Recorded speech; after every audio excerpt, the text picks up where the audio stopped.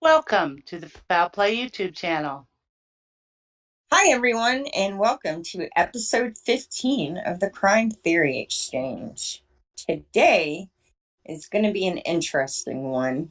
We're going to discuss everything there is to know about the word conspiracy, which is derived from I believe it's the French word conspire, which is actually taken from Latin. It was first used in the late 14th century. How are you today, Jax? Oh, I'm doing just Jim Dandy. Just wonderful. How about you? I'm doing all right. I had a worrisome moment, but I'm feeling a lot better now, thank heavens. Good. Yeah, today we are joined. We have a great panel today. Today we have Becca Chu. How are you today, Becca? Oh, okay. And the inexplicable Susan. I'm doing just great, Christina. Thank you. Welcome to everybody in chat. Yeah, and Mystic Jinx. How are you today? I'm good. Getting ready to go on a trip for a couple of days, so yay. Oh, yeah, that's a good time of year for it. In the spring, when everything starts anew, it's nice to get out and see everything waking back up from a winter sleep. So I came across this video this morning, and I wanted to play it for everyone. I'm not sure many people have probably already seen it. It was an incident that took place in Dade County, which is Miami, Florida, last year, and they had like a citizens commission to assess a interaction that a female had with officers there. And if Jax is ready, we're going to go ahead and play that because it's to me, it was just reprehensible. That's all I'm going to say. It's only a couple minutes long. I'm ready. So anyone's here then in chat probably is going to have to unmute YouTube for a couple minutes. So Okay. Here we go. We're discussing a rough arrest that rendered a woman unconscious after she was slammed to the ground by an officer. And the tense exchange caught on camera here. Let's go to local 10's Terrell Forney, live in Miami with what the panel is recommending tonight. Terrell. Well, that panel making it very clear that they believe that more than one officer is responsible for what went wrong here at this gas station. 4 total, but 2 don't even work for the department anymore, so their options are limited. Julissa Burgos' face was left with swelling and bruises following her rough arrest 15 months ago. You'll notice she spits on the officer while handcuffed in the back of a cruiser.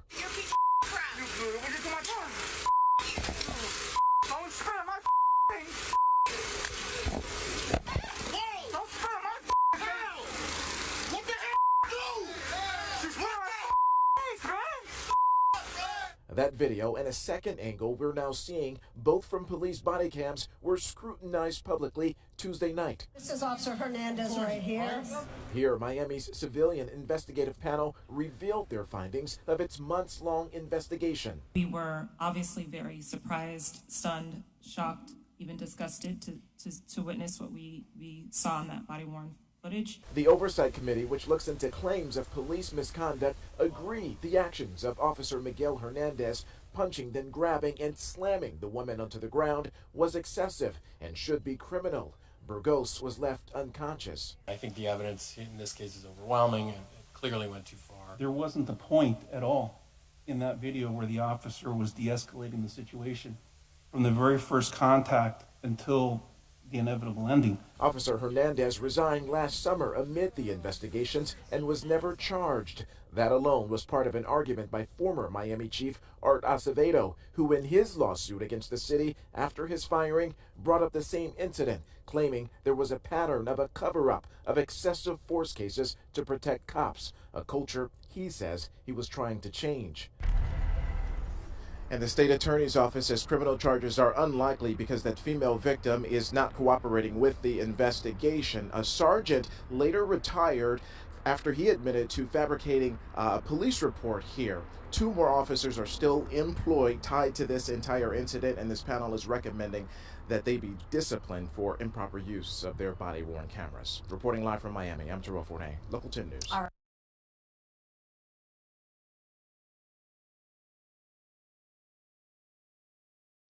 There you go. Wow. Yeah. So the first thing I want to say is that no one mentions that this officer grabbed her by her throat and dragged her out of the car. That she was handcuffed. She didn't even spit on him. She spit at him. She spit down, not up. And I love how, because the victim isn't cooperating, no charges will be filed, but they have clear evidence of what happened. And I was just curious what anyone else thought about all of that. I'm confused about why they can't still press charges against him. Like, say it's a domestic abuse, right? Like, for instance, I've been in a domestic where I got beat up by a boyfriend, and I called the cops. He ripped the phone out of the wall, and they showed up there anyway. But then I wasn't going to press charges. I just wanted him to stop so I could leave. And they pressed charges on my behalf. So why can't they press charges on this girl's behalf? I mean, there's video evidence of him abusing this woman. So why can't they do that? I don't understand. Because they don't want to. That's exactly it. I think you nailed it right there, because they don't want to do it. Yep. I think she's considered disposable. So, crimes against her don't count. I think that's what this video shows. Well, I do too, but I want to add something here, and because I get the fact that these officers go through a lot of shit with people. That's their job. I get the fact that they probably get mad as hell. Somebody spits at them, spits on them, whatever, and they probably take that as a really derogatory thing. Again, that's part of their training. That's part of their job, and I don't like it either. I'm sure no one here or anyone in chat likes it, but that's part of their job, and they just have to. They gotta have tough skin with that kind of thing. They have to. Kelly Perry makes a point. So if the woman had been killed, would charges be filed? Dead people can't cooperate with investigations either. That's right. Yeah. And I mean, and Sapricot says the laws are different, and I completely understand that. But aggravated assault is a much more violent offense than domestic violence most of the time. Because if you're only charged with domestic violence, then that normally means there's no serious bodily injury, right? Because minor. It's minor. I really think this is how. And another point I want to make is the victim was a Latino, the officer was a Latino, but you can clearly see that the officer is not a Latino person when it comes to his. He identifies more with, I'm an officer, and how dare you do that to me? Then it's a respect thing, right? Or disrespect, right? Or a power thing. That too, yeah. Because she did not spit on him; she spit at him, and I mean, he knocked her out, unconscious.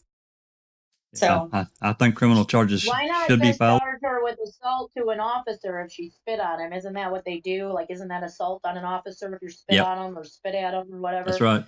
There's no need for him to be knocking her to the ground. She was already in the back of the car. She was already handcuffed. All he had to do was close the door and take her to the jail and file a charge against her for not whatever she was being charged with, but also for spitting on him. He could have just said, shut the hell up, close the door, and done. Boom. It's over. And another thing I want to say is that man was wearing a camera. Okay. Yep. So And he was surrounded by witnesses, and he did not think twice about doing what he did to her. So that tells me he's before and gotten away with it. Well, it's culture. It's a cultural thing. And, you know, I was actually talking to Zoe.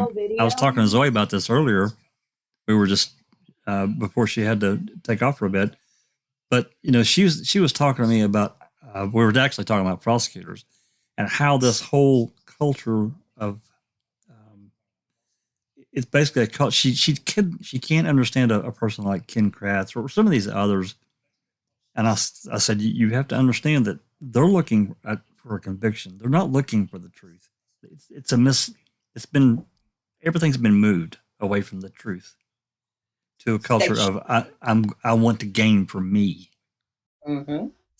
The human factor has long since been removed from any to the human being that the human being that will be affected by anything has long since been removed from the thought process. Right. So when they're through scenarios, they're not thinking about what this is going to do to Brendan Dassey, his family, Stephen's children, Stephen's parents. They're not thinking about any of that because either they never have, or they have just for so long not thought about it. They just don't anymore. Hey, I'd like to say hello to Becca. Hi, Becca. She's back. Oh, yay. Hi, Becca. Hi. How are you? I'm here. I'm here for the conspiracies. Woohoo! Yeah, we're gonna have a bunch. Well, before we move it too much further, Christina, I'd like to say hello to everyone in chat. Sherry Lynn and Cypher Cop. Smart Duck's here. Who else? Sapper Cop. Sapper's here. Yep. Sapper, you could get your, if you're not like really busy, you could jump in chat with us here. You're more than welcome. And we got Kelly Perry. Nosy, my interweb's wife. And who was the lady that was talking earlier? Yeah, it was Jennifer Backstrom. She was talking about her son's death in Potsdam police custody, I think. I was busy and I didn't have time to read all of it, but that's what you guys were talking about. One last thing. Runs with Scissors says, be careful minimizing the potential for domestic abuse to escalate. They don't even care about Teresa Halbach and her family. I guess you're replying to what we were talking about. But that's true. Yeah, and that's the other thing. They take out what this does to Teresa's younger sisters, because whatever was done, we know that her younger sisters did not participate in any discussion between the prosecution and the family. No. Like lies, right? And so now they're growing up with this version of their sister in their minds that doesn't exist. And if they're curious, which I would be, especially at the age they were when all this took place, it's a very traumatic event. And I'm sure even if they're not commenting, they're looking into this. And, they're finding out things about their sister that they should have been able to have known from the beginning. Yeah, but at that age, they were pretty young. So, I'm sure that, I don't know, as a parent, I probably would, depending on the age of it, the younger siblings, I probably would shield as much as I could, knowing, they're going to find out later. So, but they don't think about any of that. It's they literally, there is, and it grows. The people who are considered disposable and it's not just American society, it's in the world. The people who are considered disposable, that grows every year, right? So, what used to be a very small portion of the population has become larger and larger and larger. And then depending on, we're going to get into these conspiracy theories. Or actually, we're going to get into, I'm going to rephrase that. We're going to get into the talk about the word conspiracy, and we're going to get into discussions about some theories and some strange events and investigations that have uncovered very concerning things. And, you have to wonder what's really going on, because it's just interesting. I wish I hadn't have fallen ill this morning. I lost about 2 hours of time because I was really on a good path of research, and I think it probably would have even found more stuff for us to discuss. Do you want to pull up the Wikipedia? Yep. Give me just 1 second to flip screens here. Okay. So while Jax is doing that, there's a thing. It'll pop in there now. Okay, there's a thing called Google Scholar. For those of you who don't know what that is, Google Scholar is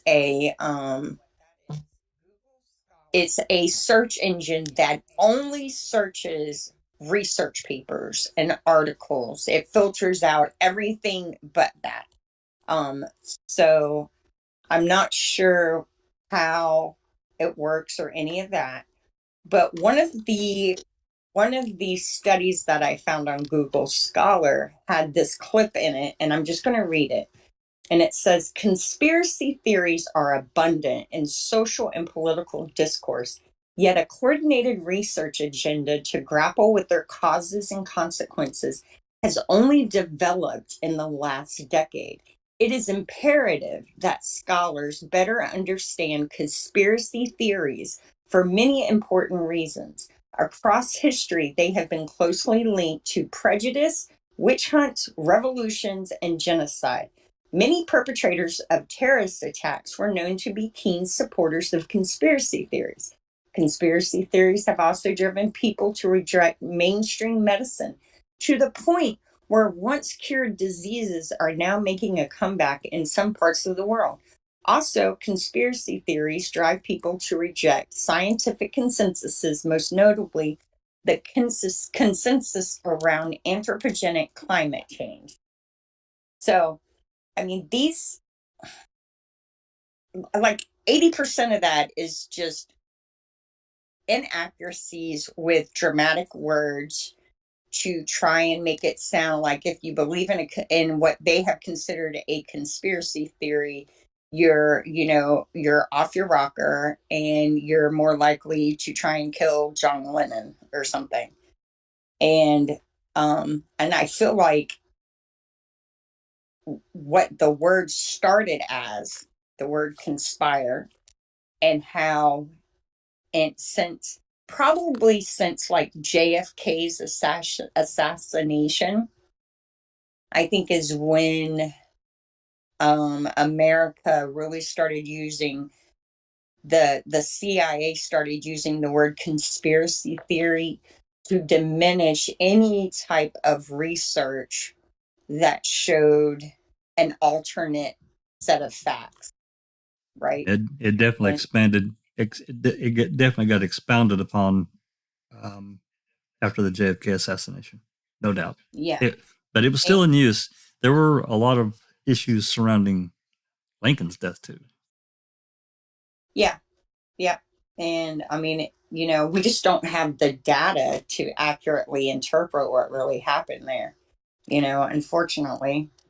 And I think that has a lot to do with it as well, is people now have the web, we have the internet, and we also have the ability to speak to people who are not conditioned by America, who have grew up in, other societies, who can speak to what their life is really like. So you have American media telling you something is happening and this is how someone is living.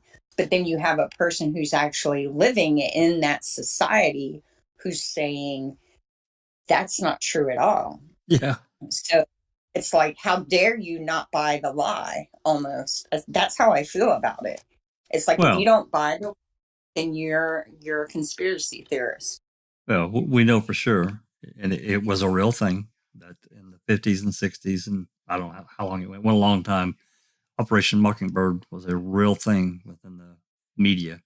There was a CIA operation, no doubt about it. They got caught. They got caught out, and their drive to steer programming to a certain direction, and that's really dangerous. It's really dangerous. I guess it's just as normal people, you think about truth in broadcasting, or truth people that have the ability to get on air. We have a small audience, but these CBS and NBC and all these big organizations that have the ability to reach millions of people at one time. Mm-hmm. They can really alter our view of the world. To me, it's like they've taken this other step to say, we're going to steer you this direction because ... whatever. You can put in a million different things and for the reason they're doing it.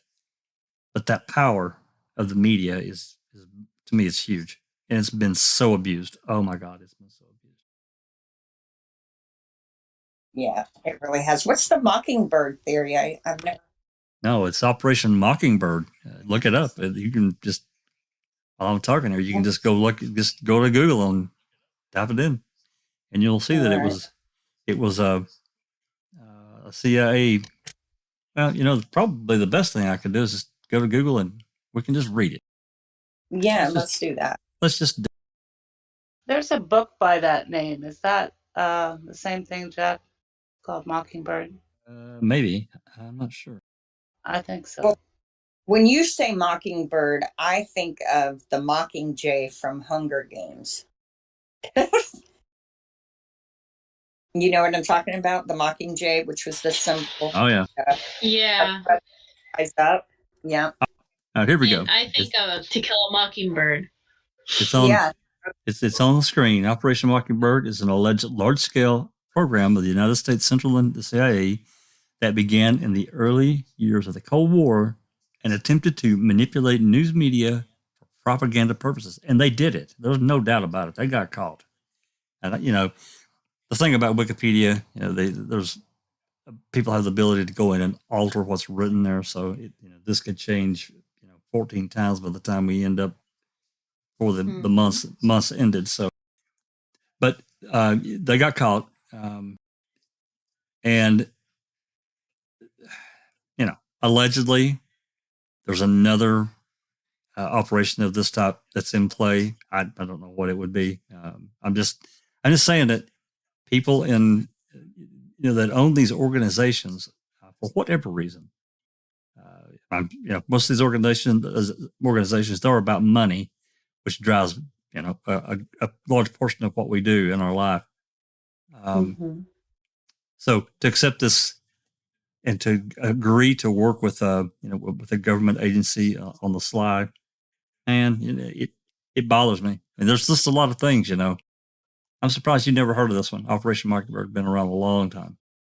Yeah, probably because the JFK stuff, it's not that I'm not interested in it, because I am, for sure. I definitely think that whoever was behind his execution, it was done because he would not go with the flow, right?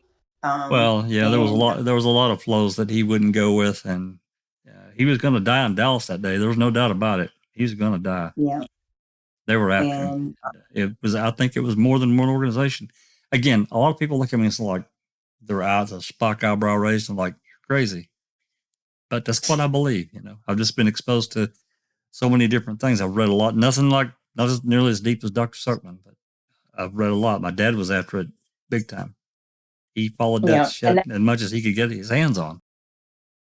And you, were you alive when JFK died? I was a little over 2. I don't specifically remember it, I do remember at an early age, I have memories of probably when I was 3 and older. I do remember my dad talking about JFK my entire life. He really, it really hurt him. I mean, not only our president got killed, but assassinated in the way that it happened. It wasn't a foreign power. It was our own people that were after him. And, that really bothered him, but he really liked JFK. He liked Bobby too. Yeah. My mom was in middle school. She can tell you what she was wearing, what they had for breakfast and lunch that day. Sure. And how the school informed them that he had been killed. Like, she still remembers everything about that day. It's one of the things that has been seared into her memory. Sure. I think it was 11. And that's how I am about September 11th, right? I don't remember what I was wearing so much, but that's because I had a newborn. So I probably wasn't but I can tell you what I was doing, and like, I just remember, that day is seared into my brain. It's just so the original word conspire, which is where conspiracy is derived from. You want me to pull that up?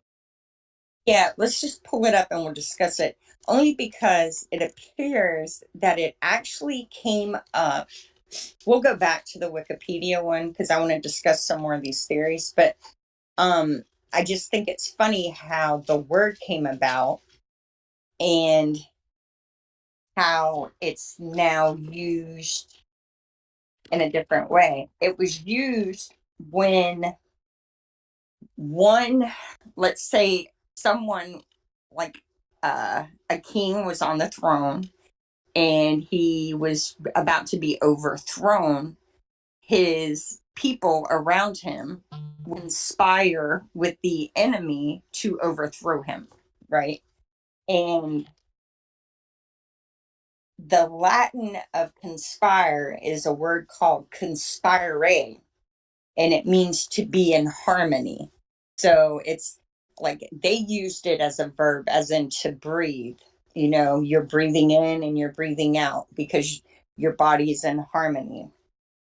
So these people, conspire was a group of people in harmony or in accord with each other, working towards a common goal. And now conspiracy and theory have been put together, and it's used most often by people, I have found, by the people who want to diminish an argument that doesn't conform to the government narrative. Or discredit. Yes, or discredit an argument. And I don't care how good your information is about this thing happening. If you use the word conspiracy theory and attach it to whatever it is they're discussing, there are a subset of people who just no longer listen to what you have to say. And it's very effective in controlling the narrative. It's very effective. I want to interrupt you for a second and ask you a question. You're going to love this.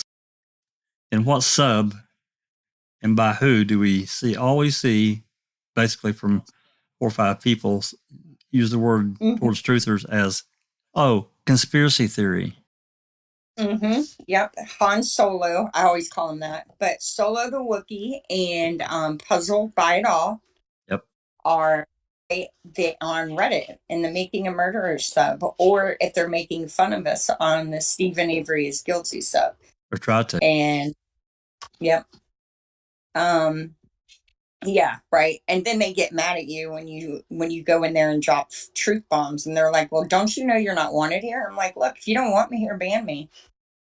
You know, Or that, or they'll deflect it off to do the whataboutism. It's like, and then they'll move the goalpost to somewhere else. It's like you can stay on topic. Solo hates that. He really doesn't like that. Yeah. What they do now is they say, "Weren't you banned?"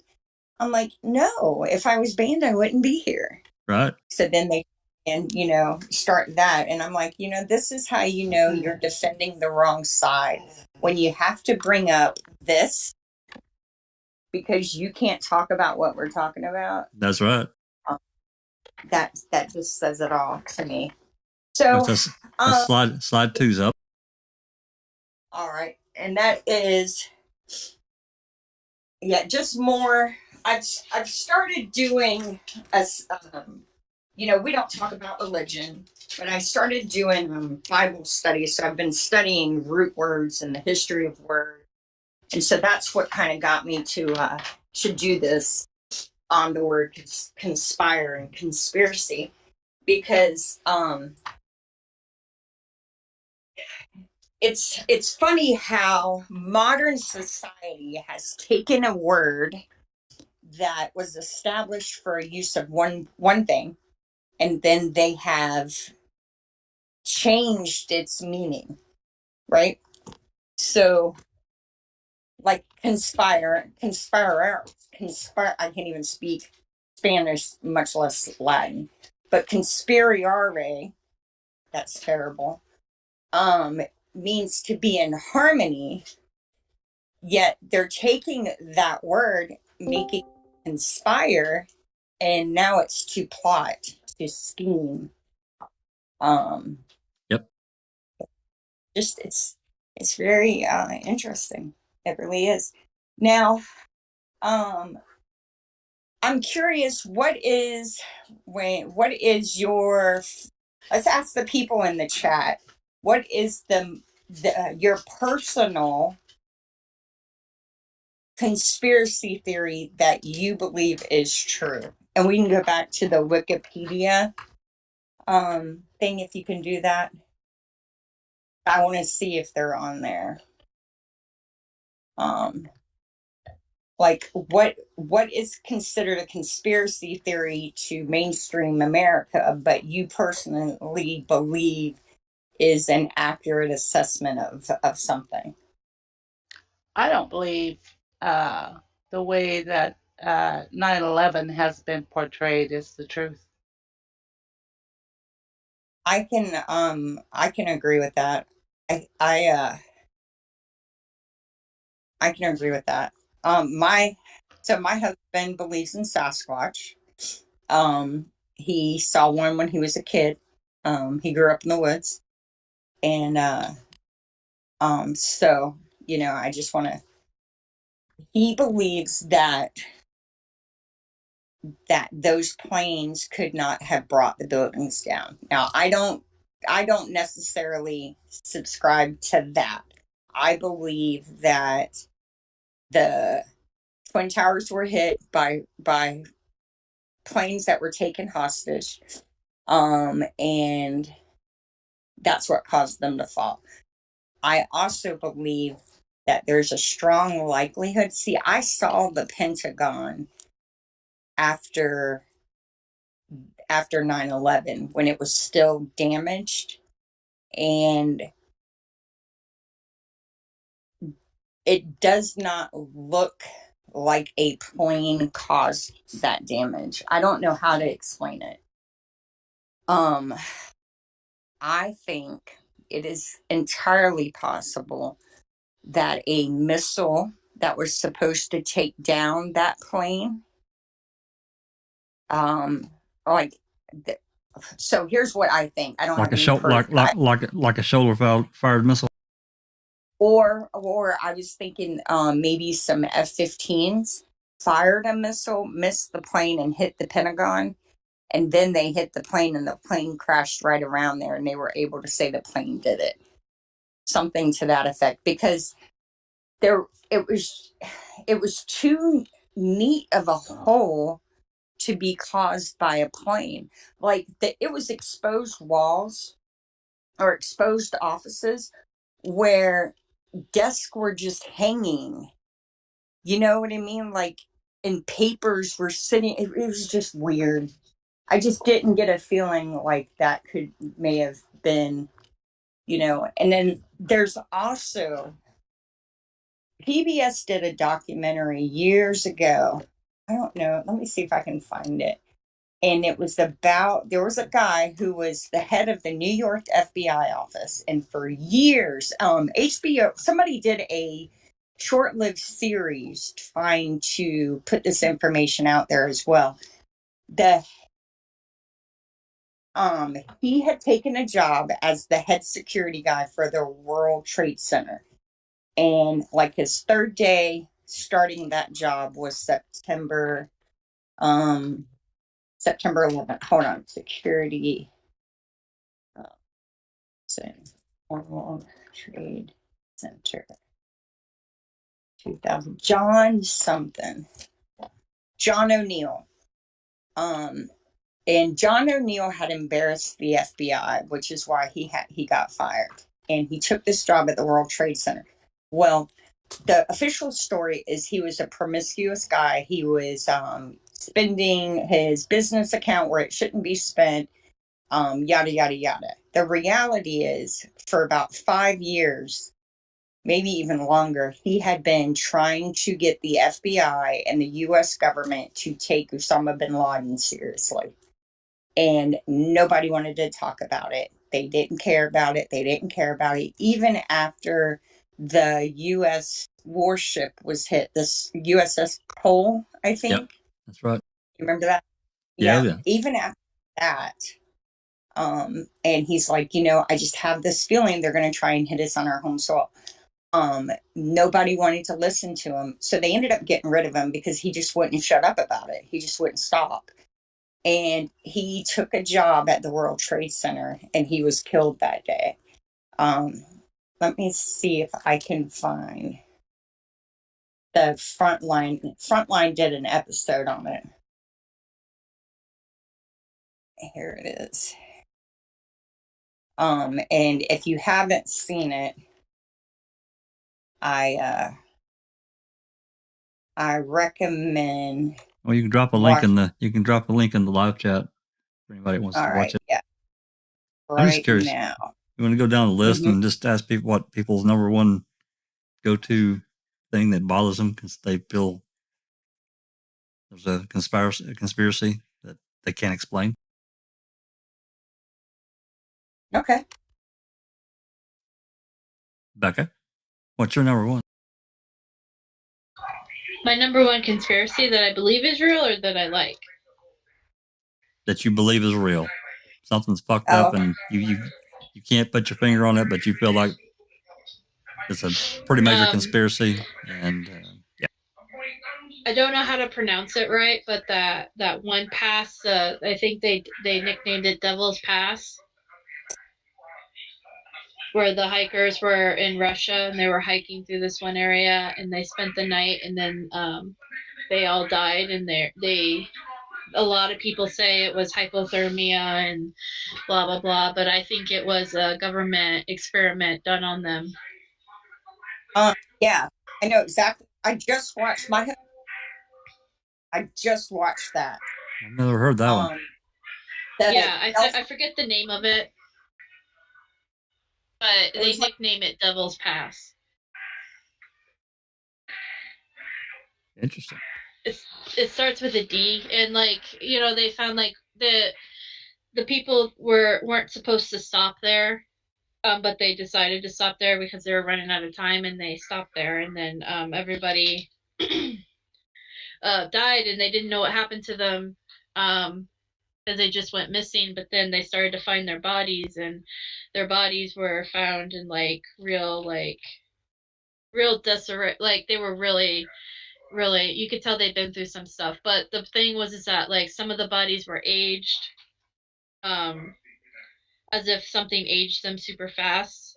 Other people had missing tongues, missing eyes, which they say could have been from animals, but and they found their tent first, and they saw that their tent was cut from the inside. So it was almost like something was attacking them on the inside of the tent, and they had to cut their way out of the tent. Yeah. Yeah, she got in the Dyatlov Yeah. pass. I can't. I think it's Dyatlov Pass. Yeah, Dyatlov pass. That's but you know, a lot of people have, like I said, some people think aliens, some people, but I think it was the Russian government chose them to experiment on certain things, and like maybe something to do with hysteria to make people go crazy or something, you know what I mean? Because something happened to them. They all stripped their clothes. They were all naked. They took their own clothes off. They found, because all the clothes was still in the tent. Yeah. Oh. It's yeah, I recommend. It's a really interesting one. You know what I thought, Becca, when I watched it was they might have been gassed, like experimental gas or something. I think Right, yeah.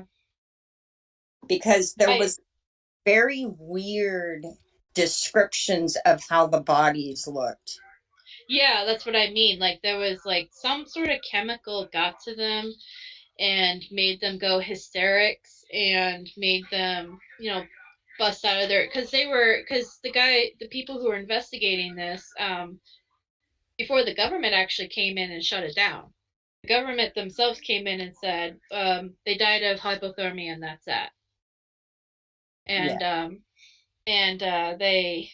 but they found a whole bunch of different stuff that they just couldn't make sense. Like I said, one of the bodies was shown to have aged like 20 years. And they couldn't, and it was only been like a month or two from the time that they went missing to the time they found them. So that's something that I think definitely is a true, like, that people would say is conspiracy, but I think really, because like I said, the popular opinion is hypothermia, but I think there was more to that. Interesting. Well, thank you. Yeah. Susan? Yeah, they based it. Oh, sorry. They based a movie off of it, a horror movie off of it. That's actually kind of cool, but it was kind of more out there than the actual conspiracy theory. And I think that one's called The Devil's Pass, which is a cool movie if anybody wants to watch it. But I like a good scary. I like a good creepy movie. So yeah, and they also the indigenous people in the area consider that a very haunted, very like don't go there area in general. Like they always claim that they saw weird glowing lights up there and in this one particular area. So, and that was the indigenous people before, you know, civilization and all that. So right. Interesting. Okay. Susan. Well, other than Kasurik hiring somebody to kill Teresa, I think my number one is 9/11. I mean, I just don't think the report was true. I don't. The fact that Building 7 came down is just unexplainable to me. It was quite a ways away from the towers, and the fact that it collapsed the way it did, it to me it looked like a controlled demolition, and for that matter, the towers did too. I don't know. I've watched quite a few documentaries on it, and you have a lot of experts, uh, like architects and pilots and all kinds of people that don't believe for a minute the explanation that was given. So I don't know. There's a lot to that. So that's my number one. One of the things I find interesting is that we have this illusion of open records in government, but you cannot, and Jinx can make sure that I get the years right on this. You cannot obtain many government records until 50 to 75 years after the fact. military records, I think, is one of them. Like, you can't investigate an investigation. Like, you can't write to the federal government and say, hey, I want to, all right, for example, I asked for their file on Gregory Allen, and they told me that because he's alive, I can't have it. So they're telling me they have a file, but they won't give it to me. Wow. And I thought, yeah, I mean, so it's almost an intentional act by government to make people question these, especially these very traumatic and life-changing events that are going on, right? Because they're not being forthcoming with the information. I mean, the only way we could research certain things would be to leave it in our will for our grandchildren who hopefully still want to research, right? You know, I mean, you're depending on a lot of factors for this to ever be carried on once you pass. And yeah, I think look at the JFK. A lot of that info they held back for 50 years. Yeah. And then what happened when they did release? They did release quite a bit, but what did they do? There's a shit ton that they still have classified, and they still won't let it go. And they blocked that off for another 20 years or some nonsense. Yeah. Fuck, I'll be 80 years old, you know. They do whatever they want. Sure. Mm-hmm. They do. They really do. And I wish that there was a way we could like get everyone's attention and just make them watch a 3-minute video, because that's about all the attention span mainstream America has anymore these days. A 3-minute video telling them to wake up and recognize what's going on around them. Because, you know, the problem is the majority of America is more focused on what's going on in Hollywood, what they're going to wear to go out on Friday night. Well, it's self-interest, and it's been that way for a long time. It's just worse now. No, and it's distractible. It's not even self-interest as much as their interest is focusing on unimportant things. That's right. What's Kim Kardashian's new boyfriend's name? Pete something? I have no idea. Like, people are talking about that.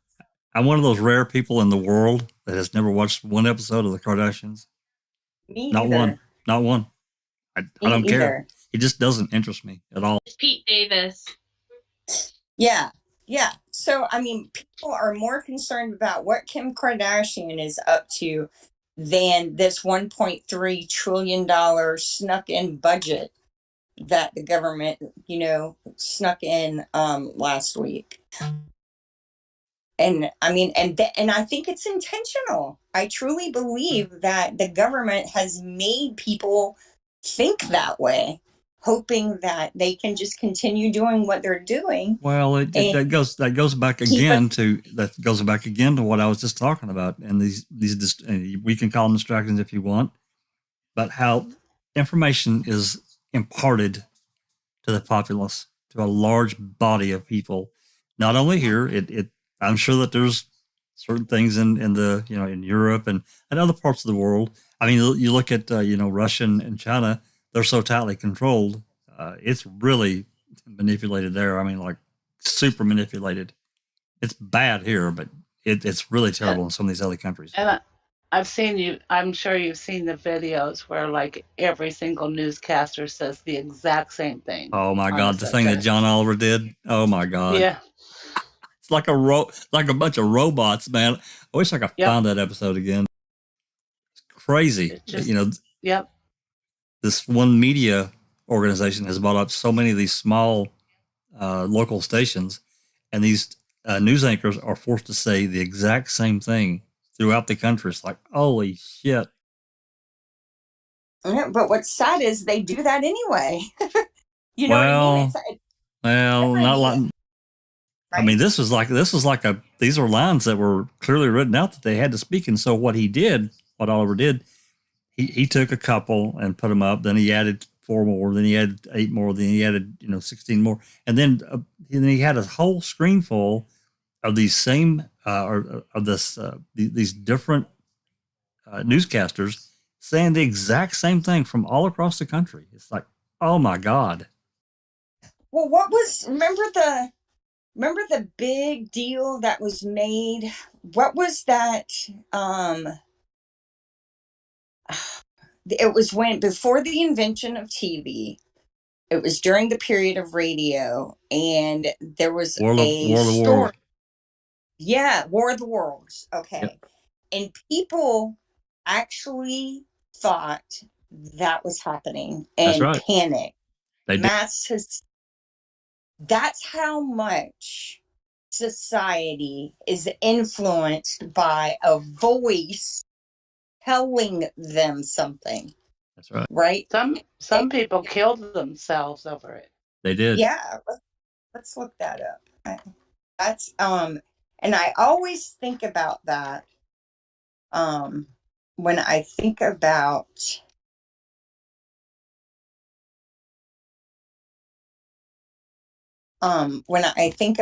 how easily society is fooled into numbness, I guess would be. Well, they're influenced, their attention is drawn, because that was the thing at the time was radio. I mean, I think television was around, but it was, it was a very, very limited thing. Radio was still king, So that was yeah. I remember the stories being told when I was young about all that shit happening. It's crazy. And then so what's funny about that is I was reading these studies, and they're trying to say that conspiracy theorists are influenced by mainstream media and anxiety, but they're saying that's what caused, and that's something that's new. This is something we haven't seen except in the last 5 or 10 years. Oh, but yet that's not true at all.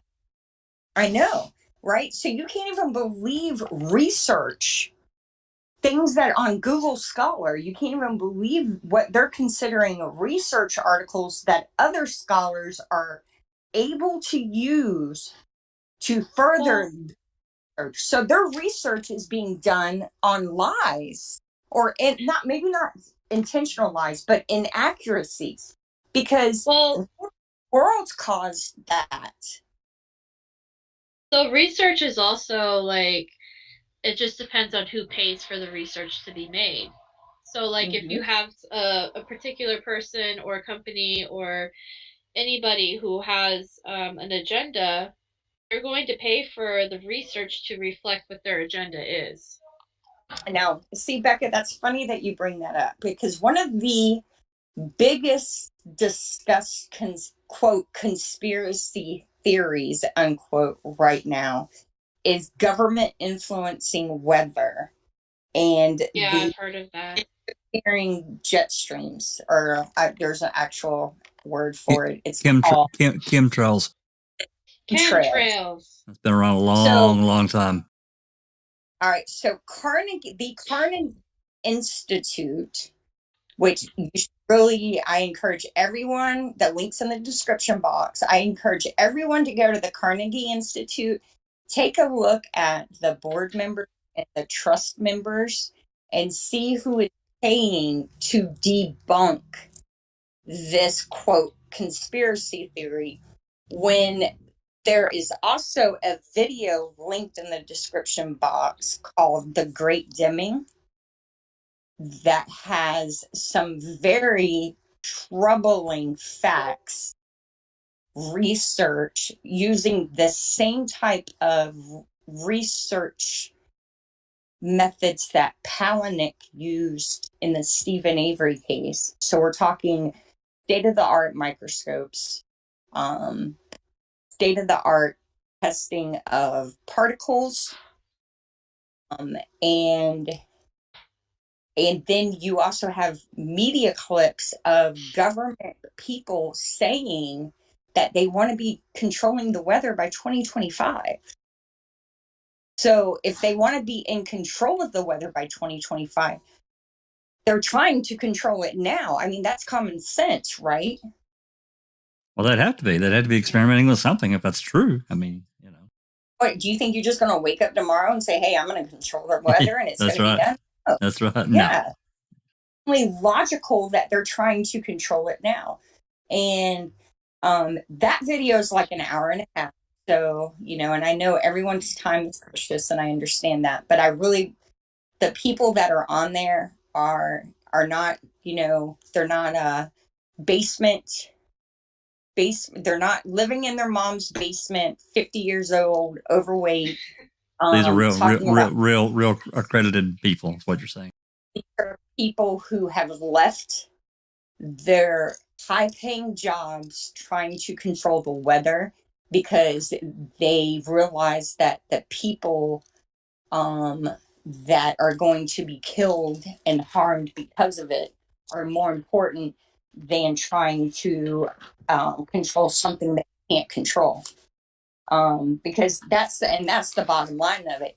Yes, they can influence the weather, but they can never get it to do what they want.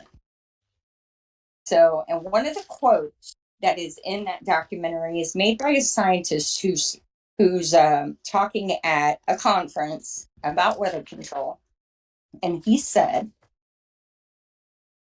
it's not really a moral hazard. It's free riding on our grandkids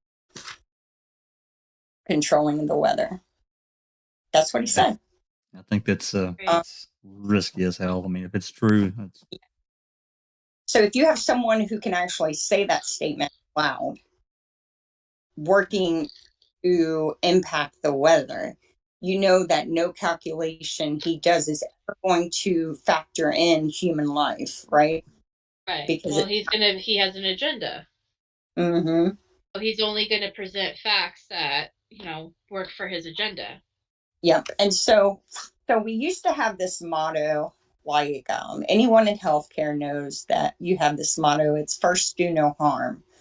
And pretty much any kind of profession that requires, you know, taking a board or getting licensed, you are cautioned and educated so that what you are providing a person, the service that you're providing them, does not unintentionally harm them. Right. I think that society has, we have people in power who are not working with that being the number one goal. So if you're not concerned about not doing harm, anything is on the table to be done. That the Great Deming, if you haven't seen it, I highly recommend it. It's there's these things they're doing, they test, it's something to do with aluminum. Aluminum is really bad for you if you breathe it in. And these samples that have been tested, they're all high in aluminum. God, don't tell me that. Christina, my dad worked for Alcoa Aluminum for 40 years. Yeah, it's real bad. I don't know if it's bad in its fixed state. Like I said, I haven't done any research on it except for watch that video. You mean aluminum dust? Particles. Yeah. I don't really understand it. All I know is that we're talking about particles the size of dust. That's funny you said that because that's said in the video. Particles the size of dust being dispersed. And the thing about chemtrails is, and the guy said this, a jet engine does not emit a smoke trail or something. So what airplanes, what we see in the sky when you see an airplane go by, that's actually like condensation and moisture from the airplane. Right. From the wings or whatever. From the jets, yeah. Right. But what these people are documenting are these intermittent, and you can see where they turn it off and they turn it on, they turn it off and they turn it on. And then they've linked it, and I had read about this study.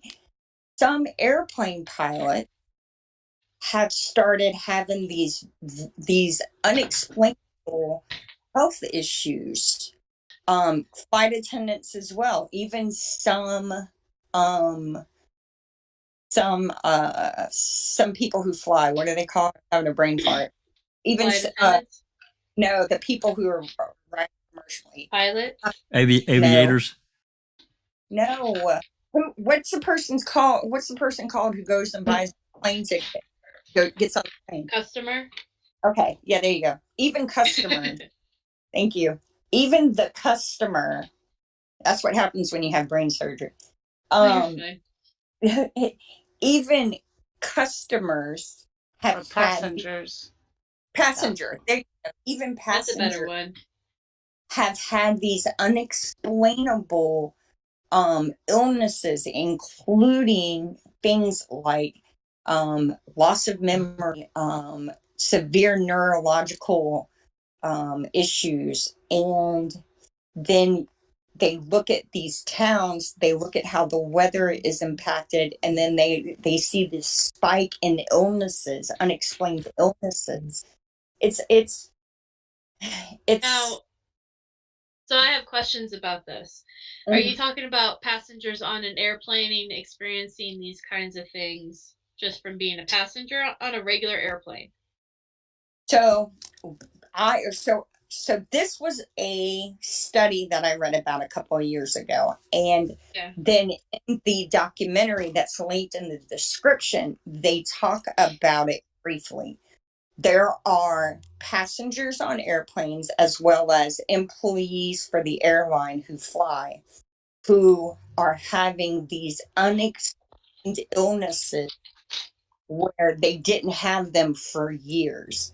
And they have been linked to planes where they have video of these chemtrails. Now, what's interesting is if you look on the wiki site under the chemtrail, it says in 2016, the Carnegie Institution for Science published the first ever peer-reviewed study of the chemtrail theory. 76 out of 77 participating atmospheric chemists and geochemists stated that they had seen no evidence to support the chemtrail theory, or stated that chemtrail theorists rely on poor sampling. Now, we know that they're spraying the chemicals. We know they're trying to influence the weather. And we know that people are getting sick. Okay? We know those three things. Before we even read the story, we know these three things are definitely occurring.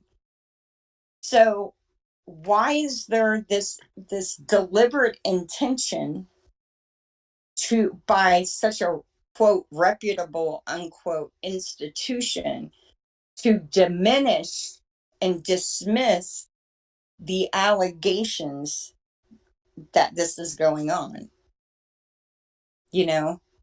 It's interesting. Like I said, I haven't really looked into it. I spent a couple hours on it yesterday, and all I can say is we've made it clear in the news. It was on the news, so it's true. Government officials speaking from the White House have said they want to be in control of the weather by 2025. Right. I have an interesting story about this. Okay. I have a friend that was really into this conspiracy and did a lot of research and such, and he really believed in it. And then somebody sent him a link to some books that he came upon online. And they were old books, like, from the 40s, 50s, I don't know exactly. But in these books, it had photographs of chemtrails the way that we see them today, crisscrossing the sky, you know, just tons of them. And, you know, well, you know, I think that could have been doctored. Those books could have been doctored since they're online. But I just have to say, since, you know, as a child growing up, my entire life, I never saw anything like that until the last, what, 15 years, maybe. Yeah. It's so the trails they leave now are different than they left when we were little. Absolutely. Yeah, they dissipated very quickly. And I guess I'm not. I guess I'm too young because the way I see them has always been the way they are. Yeah. And how old are you, Becca? I'm 35. Has it been that long? Yeah, I know. Yeah. You've seen them completely like crisscrossing the skies and like and fill up the entire sky. I also understand, like, I'm not saying chemtrail theory isn't. I guess this is where I would say, like, it's just a quote unquote conspiracy to me. But, like, you know, there's flight patterns that cross each other, and our atmosphere is also very polluted nowadays. So when you have these airplanes that are flying through, like I said, they're leaving behind stuff in, like, from the actual airplane, like condensation and stuff like that, and it clings on because our environment is so much more dirtier. But you could actually watch up in the sky one plane go all around the sky, creating all these trails, one or two or three. You can watch them do it. It's not like they're a passenger jet going to a destination. I've never witnessed that then. Okay. Yeah, I've seen them many times. If you watch when they start, you can watch them. You can watch them make these crisscross patterns and designs, and it's normally, usually I will see maybe 2 or 3 planes doing it. And it's not just a plane that's going somewhere, you know. Yeah. So. No, that's what I mean, that's all that I've seen is passenger planes flying over, and sometimes I'll see 2, you know, going in 2 different directions completely. But I've never, I guess, so then I don't know then what I'm talking about because I've never seen a plane up there, you know, just randomly leaving these trails. And they will take a perfectly clear blue sky and completely cloud it up. I mean, like not like heavy clouds, but like just fog it almost. Okay. Yeah. See, yeah, I've never seen that then. I guess I do not know what I'm speaking about then. Never. No, you do know what you're speaking about. It's just we've never really looked into this. So you only know what you've experienced, right? Right, yeah, that's what but I live in a very isolated area too as well, so it's not like I don't live near any big cities or. I don't either, but it happens here. Yeah. So here's the thing. I just put a link in the CTE text and I'll drop it in YouTube. They are public about something called cloud seeding. I have heard of that. Now, cloud seeding is where let me see if I can find it. They literally take these little itty bitty particles containing, they're claiming, silver or lead iodide, and they release them into the sky to help produce, because they have a similar structure to ice. How the hell does silver or lead have a similar structure to frozen water? That would be my first question. They're reflective. Okay, so that's a misleading statement.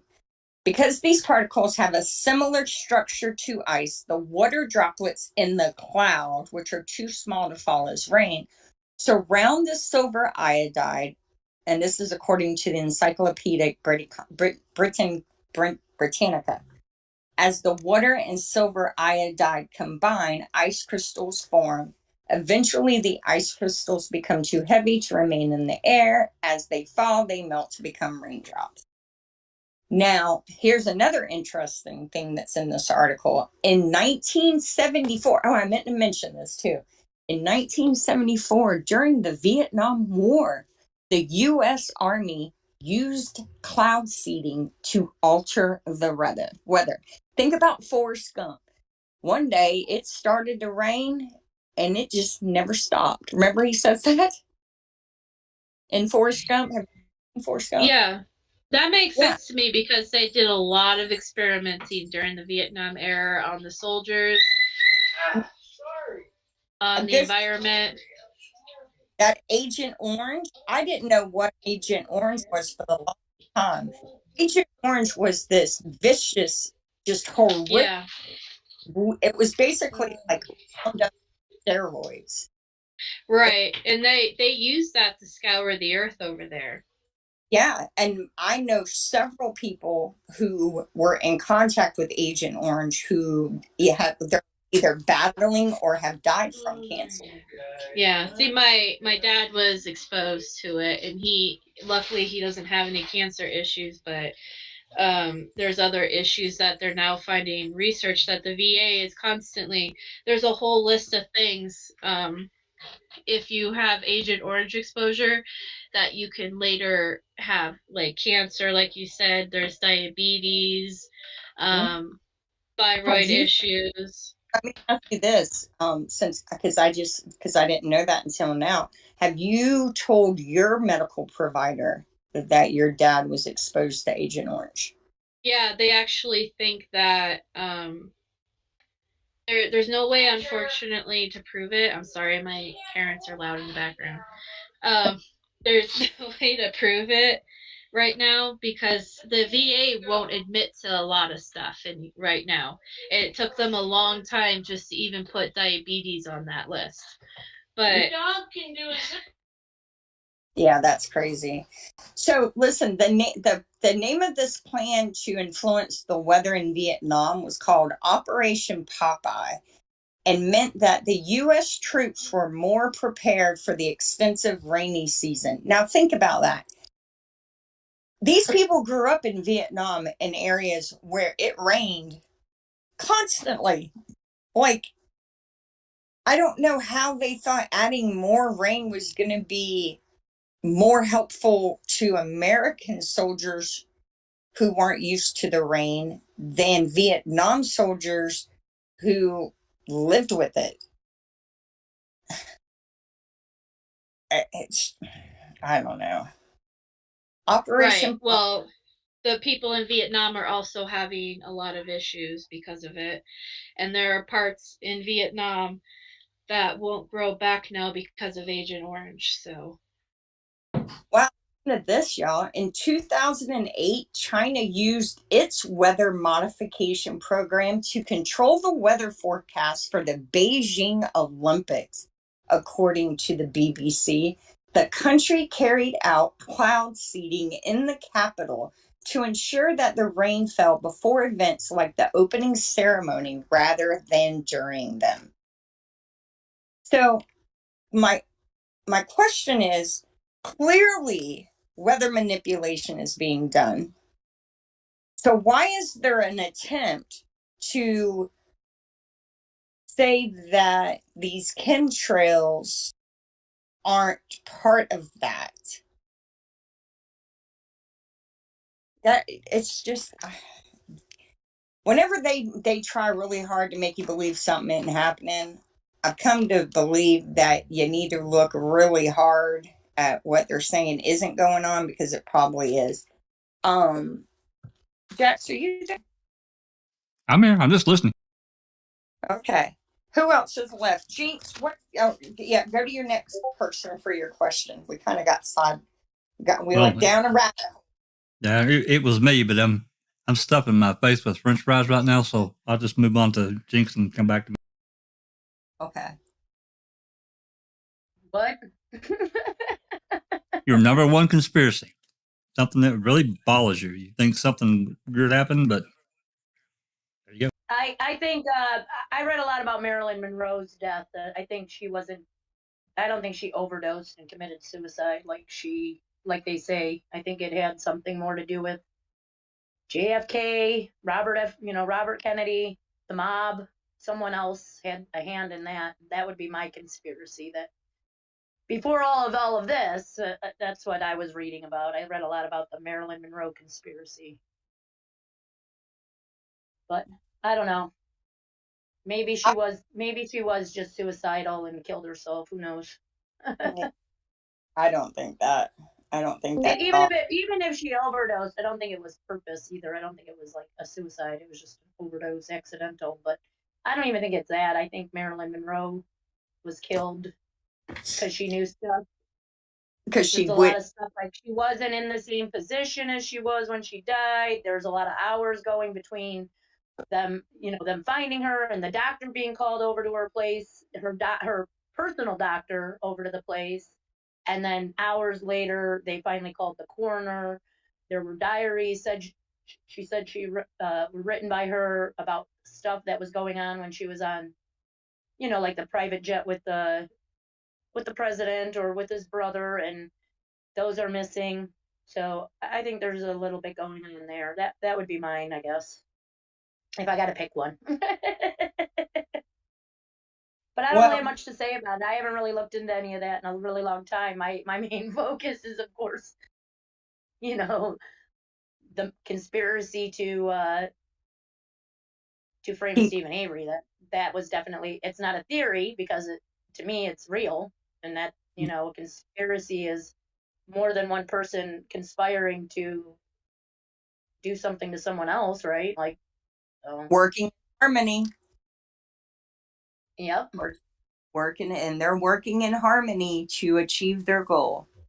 So right. I agree. Marilyn Monroe died in the 60s, right? Yeah, 62. I think it was 62. August of 62. It was a couple months after her birthday. So this is like at the beginning of the civil rights movement. I wonder if she didn't overhear a conversation or witness something she wasn't supposed to, and it upset her, and she threatened to expose it. Well, she would be those people who fall in love and think, oh, he's gonna leave his wife for me, and she couldn't. She fell in love with, I think, Bobby Kennedy, and he wasn't gonna leave his wife. She was pregnant with a baby when he died. I mean, with his wife, how many kids did he have with that woman? He wasn't gonna leave her, and she was gonna expose some of these things that were going on, and the conspiracy is they had something to do with it, the Kennedys. A lot of believe people that. A lot of people think also that she may have known something because this was also around the time of like Area 51. Oh, maybe. I think when did Kennedy die? Because she died a year before he did. Bobby Kennedy died in 68. John Kennedy died in 63. 63. Right. So 62 was when she died. Yeah. Like I know, like that was the late 40s when Area 51, but I remember hearing that was one of the things that, because there was a lot of stuff happening as far as government conspiracies and testing and all that stuff, and the alien stuff was starting to become big too. Maybe she found out that aliens really did the microwave. Or maybe maybe JFK took her to Area 51 because he liked to spoil her in a way. So maybe he took her on a tour and she saw something that just blew her mind and she couldn't keep her mouth shut. I actually think that's what I heard, actually, now that you say it like that. I think that's exactly what I heard, is that he took her someplace like that and exposed her to something that she shouldn't have seen. So then they were like, sorry, yeah, we have to get rid of your girlfriend now. I think Frank Sinatra said something too, that she was like in good spirits and she was about to expose something big on the Kennedys, and then she ended up dead a couple days later. Yeah. That's definitely another one. How many people think Jfk Jr.'s death was an accident, or was it a message to the Kennedys to keep their mouth shut? Or JFK Jr. Mm-hmm. I don't know about that plane flight. I don't. He died in a plane accident, right, in like Nova Scotia. I think it was the coast of what's that fancy place they go? Martha's Vineyard. Like he was flying that area. It might have been Nova Scotia, but they were flying from like New York. Yeah, I'm not sure exactly where. Let's find out. Junior.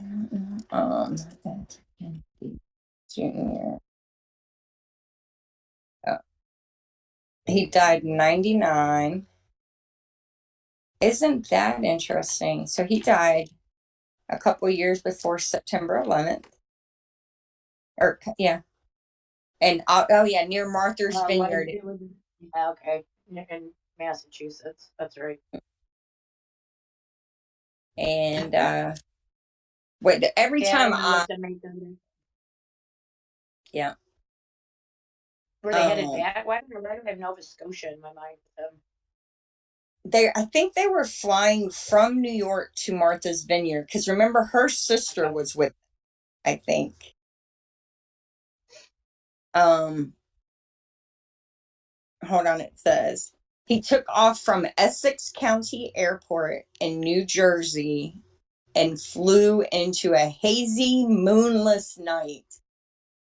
He had turned down an offer by one of his flight instructors to accompany him, saying he wanted to do it alone. To reach the destination of Martha's Vineyards, he would have had to fly 200 miles over a dark, hazy ocean, and inexperienced pilots can lose sight of the horizon under such conditions. So they're clearly blaming it on him, but makes you wonder. Yeah, I mean, it really does. I would like to see, did they recover the plane? Did they did they have a black box? Did they were they able to get all the pieces of the plane back together to see that it was pilot error and not mechanical or some outside object? I mean, because we all know, like, if a seagull flies into your engine, that can put you down. Remember when that plane landed in the harbor of, I think that was the New York harbor. Philly. Philly, yeah, Philadelphia. Yeah, over a bird flying into the window or the engine or something. So it was a flock of birds. A flock of them, yeah.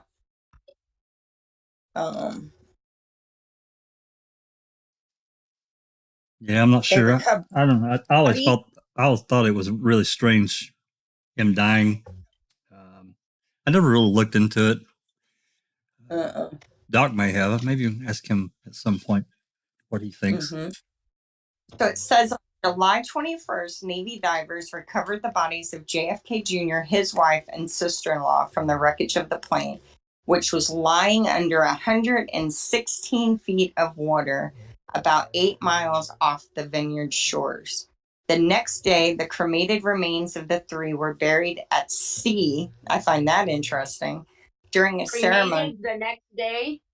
Yeah, I find that interesting because... No drug test or anything done on his body to see if he was drugged or anything like that? What's the fucking rush? And, have a couple... Catholic. That's very quick. Yeah, and they're Catholic. Catholics generally have a very large ceremony, and They don't like to be cremated either. Yep. Catholics are very anti-cremating. Yes. Yep. Sure are. That's why you have like the mausoleums and the things like in New Orleans. It's a big deal, especially devout, and they were devout Catholics, to have a tomb, like a memorial. That's actually, I did not know that until right now. That's very strange. The Vatican announced Tuesday in 2016, October, that Catholics may be cremated, but should never have their ashes scattered at sea or kept in urns at home. Yeah. It also says in the Wikipedia article, on the evening of July 21st, the bodies were autopsied at the county medical examiner's office. Findings revealed that the crash victims had died upon impact. So they recovered the bodies and autopsied them all in the same day when they were in the same day. When they were 200 miles off the coast. That seems a little impressive. Yeah. For 1999. So they found it late afternoon, July 21st. They found their bodies with the actual wreckage, because they said JFK Jr. was still strapped in. Mm-hmm. And then that evening they did the autopsy, and then the families announced their plans for memorial service that day. That's and then they were taken to, then straight from the autopsy, they were taken back to Massachusetts, where they were cremated. And then the morning of the 22nd, their ashes were scattered at sea off the coast of Martha's Vineyard. Wow. So that's very rushed, very rushed. Yeah. That's like, you would think that they would have allowed America to mourn him. They would have had a service for, you know how that's just kind of, that is weird. Just a little weird. Not what I expected to have happened.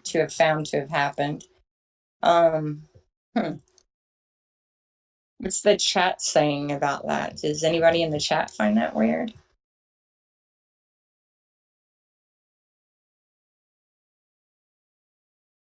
They're talking about the McCann's the little girl. Somebody also mentioned flat Earth conspiracy. Mm-hmm. And while I do not believe that the Earth is flat, I do think that conspiracy is fun. Does that make sense? wait, the Earth is not flat? What? The Earth isn't flat? Are you sure? I'm pretty sure when I drive, I'm not driving on a circle. I think it's a fun conspiracy. That's something I would consider fun to think about, like the Earth being flat. And how people try to, and no offense to anybody that believes it, but how people try to literally will defy science and logic to believe that the Earth is flat. I want them to get their satellites out and show me a flat Earth from space. Funny is, I want to see what that looks like. See, this is how I always gauge whether or not to take something serious. And maybe it's illogical to do it this way. But when you put in the flat Earth theory, just type in flat Earth theory. The first 4 pages are all articles talking about how crazy people are who believe in it. Mm-hmm. Yep. So let's see. I'm just looking for something. I want to see what the argument is. So, maybe it is flat, and that's them trying to discourage us from looking at it as being flat, okay? Because they're like putting all of those up first. Just don't know. They're trying to manipulate the weather. If they think they can manipulate the weather, they're probably trying to manipulate our minds as well, right? in my opinion.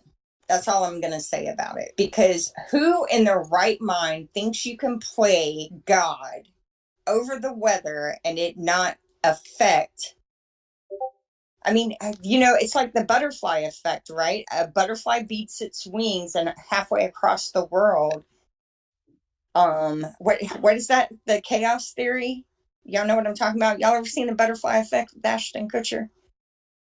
A butterfly beats its wings and across the world someone dies or something. I don't know. Anyway, the point tsunami. A butterfly flaps its wings, and on the other side of the world, it causes a tsunami.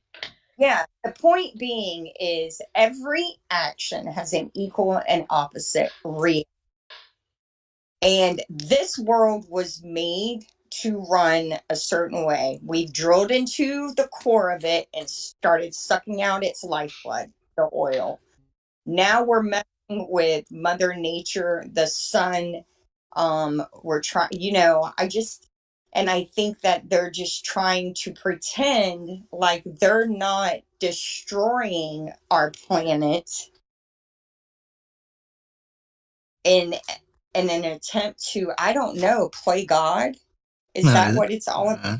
No. It surely would be about one thing and one thing alone: greed. Yeah, that's what it is. It's what it is. They label it protecting society or stopping global warming or prolonging the growing season. But the reality is, instead of recognizing, nobody wants to cut back on anything, right?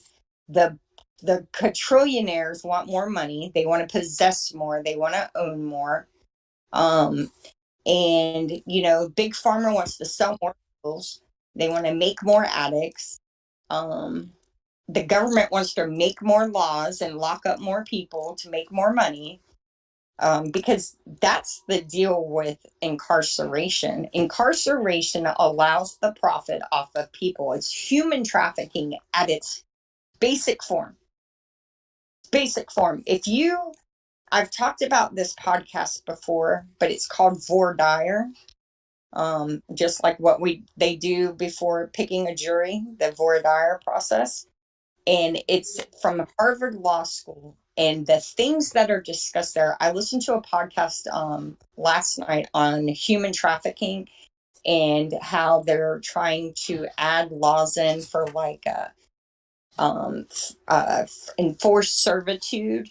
And do you know that the Supreme Court refused to allow psychological coercion to be a reason for human trafficking? Like they said, yeah. So they said that it's not illegal for someone to be mind controlled or manipulated mentally into doing things for you. Now, I mean, it just makes no sense. Anyway, I highly recommend that podcast. Well, why would they say it's wrong when they do it to the American people anyway? It makes you think that, doesn't it? They know going on, and they don't want to write in a law that's going to allow them to be criminally charged if ever exposed. It makes you think that that's possibly why. It's just go ahead. I was just going to say, it's like with Brendan Dassey, they didn't see his case in the Supreme Court, but I feel like the reason why is because if they admit what they did to Brendan was wrong, that they would have to admit what they did to all minors in the same situation is wrong. And minors, it wouldn't just affect Brendan. Not just minors, because if you admit it to minors, then you have to open up the door to anyone with an IQ similar to Brendan, minor or not, right? And then, it just goes on from there. And that's accountability. And forbid, we cannot let these officers and prosecutors be held accountable for their criminal actions. No. Exactly. But then judges who supposedly are well educated, fair, honest, and ethical literally writing out the words, saying that just because it is clear that you are innocent, that doesn't mean you get out of prison. I mean, what? Right. It's all, It's part of it. Yeah.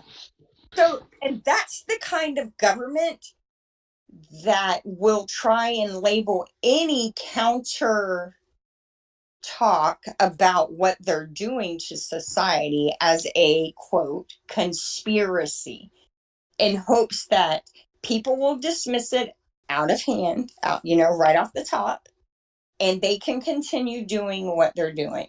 Now, we were discussing before we went on air, there is, I forgot the name of it already. They just passed a $130 trillion budget last week. In the middle of the night, the Democrats passed it. And let me just tell you right now, I'm not affiliated with either party. They're both lying assholes. They passed it last week in the middle of the night. No discussion. It's called the Omnibus, the Optitron. It's another Transformer name, in my opinion. That's another thing that to me it needs to stop. These bills, these must-pass bills that come up right at the edge of shutting down the government because they can't decide on a budget, even if it's slightly over. Okay, fine, be some in the red. But they push this stuff right to the very edge, and then one side or the other or both, they start tacking on riders for pork, whatever the hell. I can't stand it. I absolutely cannot stand it. That is such bullshit. Stuff that has absolutely nothing to do with the budget at all. But no, it's how they got it putting PLRA in, right? Yeah, they bill it. I mean, is some, must-have Joe Blow, a senator, says, well, I'll put my name to it, but you need to put my rider on there. If you don't get my rider, then screw you. I'm not doing it. I hate it. I just put something on the screen, and I don't know how much you researched it. I've looked into it, the 13th Amendment, and read what it says. Neither slavery nor involuntary servitude, except as punishment for a criminal whereof the party shall have been duly convicted, shall exist within the United States or any place subject to their jurisdiction. So basically, they're saying you can't be a slave unless you've been convicted of a crime. Yep. That's what it says. But yet had to enact more legislation in order to charge these people. I don't know if I mentioned it on the... Go ahead, I'm sorry. No, I was just going to say, this right here alone allows whoever is controlling whatever prison in whatever state to use these prisoners as slaves. That's what it says. Oh, yeah. And it's...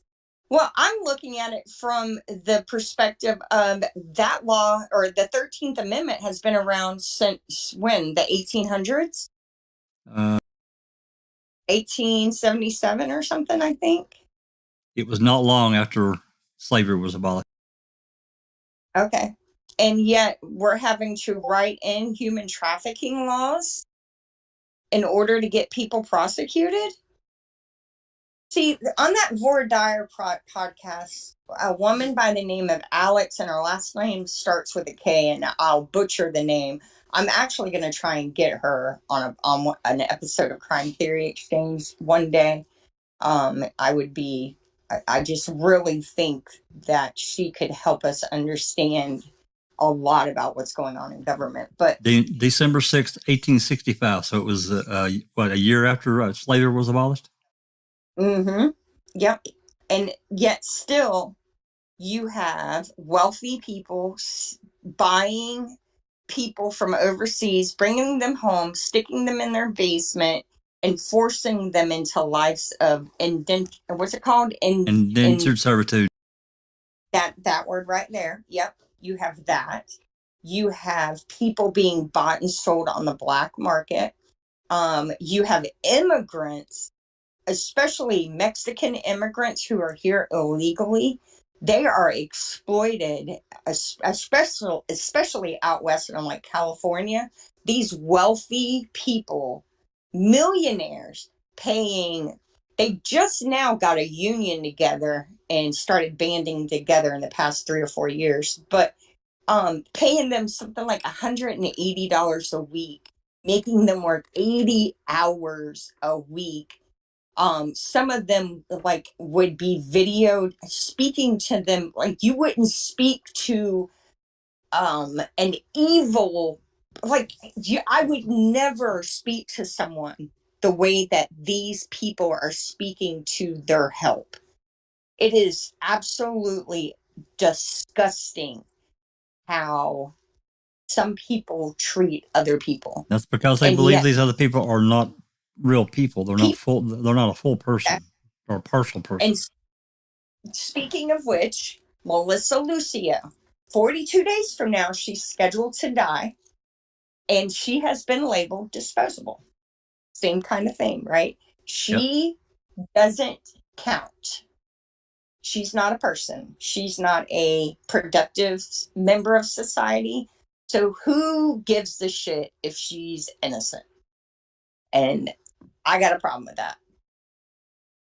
I got a problem with it. The reason she's not a productive member of society is because she's possibly being held on a.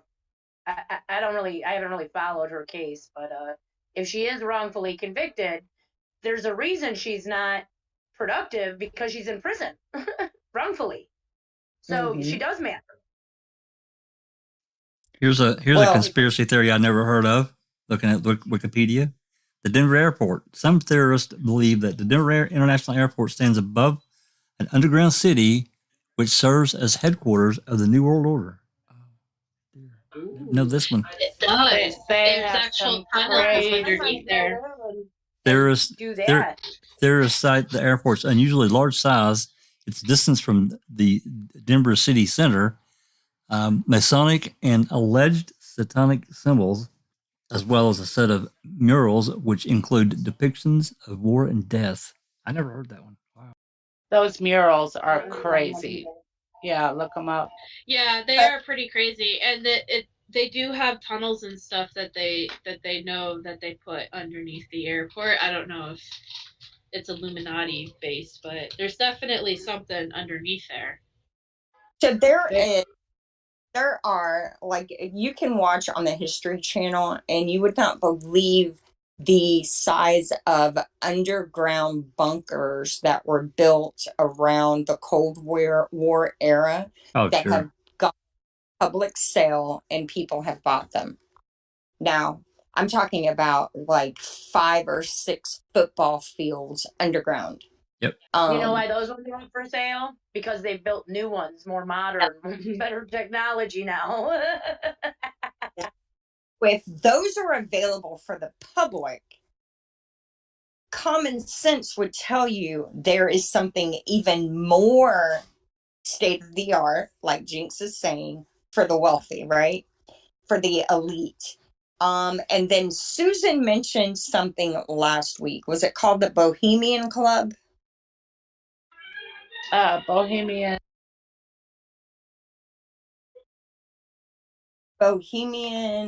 Brotherhood, Bohemian Grove. Bohemian. Grove. So if I had never heard of it and I Googled it, it's a real thing. It's outside San Francisco, I think. Google or put that up on Wikipedia. What is it? If you don't, Bohemian Grove. Now, this is a male only, invitation only club, 2,500 acres. I think it's in the Redwood redwood forest at the foot of the foot of some. Monterey, California. Yep. So, and so here all right, we'll just read a little bit of that. So the Bohemian Club all-male membership includes artists and musicians, as well as many prominent business leaders, government officials, former presidents, senior media executives, and people of power. Members may invite guests to the Grove. Guests may be invited to the Grove for either the Spring Jinx in June or the main July encampment. Bohemian Club members can schedule private day use events at the Grove anytime it is not being used for club-wide purposes. And they are allowed at these times to bring spouses, family, and friends, although females and minor guests must be off the property by 9 or 10 p.m. Wow. Holy crap. Yeah, this has been around since, right there, 1878. And one thing, if you've done any research into the history of Wisconsin and the history of Tom Kasurik, for example, or Fallon and Gahn and all of them, these guys who consider themselves in positions of power love clubs, love titles, and love the I'm a member and you are not. It's like the epitome of what was that book C.S. Hinton wrote, The Outsiders? Remember that book from school, y'all? I never read where that. You had the Socs and the Greasers. They had the movie with Matt Dillon. Anyway. I was gonna say I remember the movie. Yeah. So they had Boy Curtis, Rob in it. Yeah, I remember the book. I remember the book because we got taught it in English. And I remember the movie as well because it had Patrick Swayze and Ralph Macchio and Matt Dillon. Yes. And it was all my actors in one spot. It was a lot of eye candy for me as a young teenager at that time. Yeah. Diane Lane in it. Her name was Candy, if I remember right. But Ooh, and I Diane love Lane. Ooh. She has been just like I don't even want to say, just like a perfect specimen of a female. You know what I mean? She's kind of like Halle Berry, or that, there's just some women, they don't even have to do, all they got to do is just wake up, open their eyes. Yeah. Yep. And they're, you can just tell that is, that they're a masterpiece. But anyway, the point being is, these club things, as much as people try and dismiss this New World Order, and it's probably not called the New World Order, which it may be, who knows? There is definitely a in club and an out club. And if you don't have millions of dollars and lots of influence and an established history, or like Kanye, or, just a whole bunch of money, you will never get into the Bohemian Club. Like Kanye West will never get into the Bohemian Club. It'll never happen. But people like the Clintons, and I find it very odd that females aren't involved. And this was where they met prior to the Manhattan Project. They say the Manhattan Project was okayed at the Bohemian Club. And that's a big deal, right? That affected the entire world. Lots of lives were lost. And you have these people having a party at a private club discussing mass murder and, a very serious crime.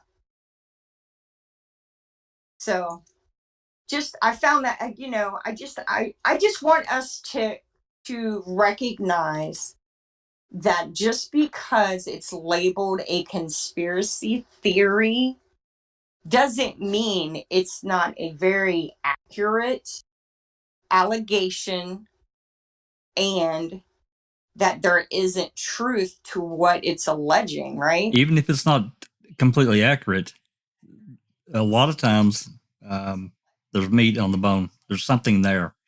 Even if we can't put our hands on it, there's something there. I mean, we all know Stephen Avery and Brendan Dassey were convicted of a crime that didn't happen. And what do I mean by that? What I mean is that Teresa Halbach did not die in Stephen Avery's trailer. She did not die in Stephen Avery's garage. And she did not, become cremated bones in a burn pit with bear watching over her. It didn't happen. It didn't happen. So I would wager that there was a meeting between some people that said, even though this didn't happen, this is what we're going to say happened, and this is why we're doing it, and we're going to make sure. I think it was a rolling. I think it was a rolling event. I don't think it was a everything, because there was too many mistakes, right? I think it was. I think it was a rolling event that was taken advantage of. And what I'm trying to establish is that Wiegert and Fassbender never would have taken Brendan, Barb, and the boys to Fox Hills to convince him to say on tape that a murder occurred that didn't occur, unless the prosecutors told them they needed a confession. Do you think that's a fair statement? Yes, worded differently. I mean, I have real problems with the whole Fox Hills thing anyway. To me, it was nothing short of a kidnapping. If we're to believe what Barb says, that they told her if she left, she'd be arrested. Arrested for what? What did she do?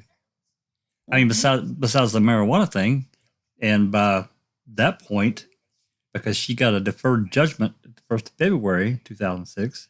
So what the fuck were they going to arrest her for? I don't. Second thing, they didn't record it, allegedly. We don't have any real record of it other than the DCL report that was written. And, they're the report writers, so they can put whatever the hell in there they want. Look at what they did to Brendan.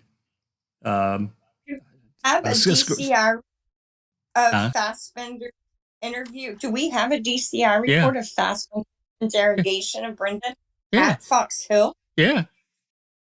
Do we? Yeah, absolutely. I'll get to the number. I don't remember which one it was off the top of my head. I put it in chat yesterday, just to just be a little stinker. Say, hey, check this out for some light reading. Yeah. So the prosecution. So do you think prosecutors met with detectives and said we don't have enough unless we get a co-defendant?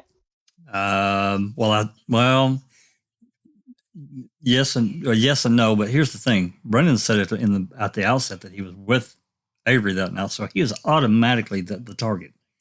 No matter what they did in the beginning of November and the first few months, that didn't matter. They had time, and he knew they had time. So after the civil suit was settled, if you look at what they did, they didn't really mess with Brendan after O'Neill and whatever the damn name is, and Krivitz. They didn't really mess with him after that until the civil suit was settled in the middle of February 2006. And within 10 days, whatever it was, they went after him.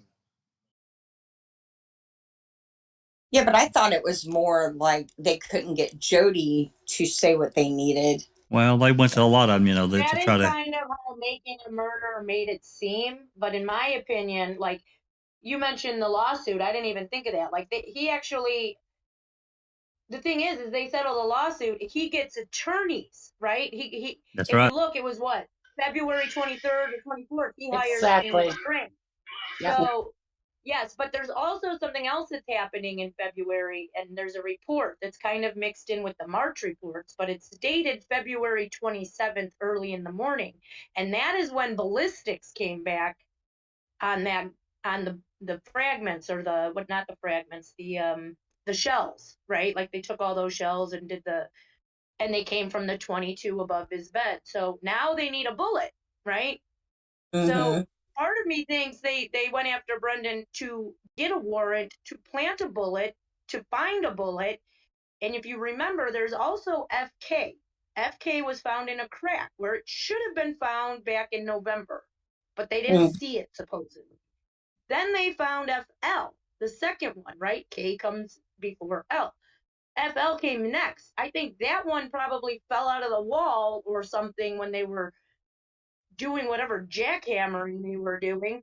Yeah, and there you have the wood and the red paint, because wasn't there red paint in, like, in the Yeah. garage? Wasn't it painted red or something too? Or there's wood, there's red paint in there, and that's what's on this other bullet. That's like, it's almost like Culhane fucked up and should have put the DNA sample of Teresa's on the FK, because that would have been right there out in the open. Now this other one kind of makes it look real fake, especially when you go back and look at it and there's wood and paint in it, you know?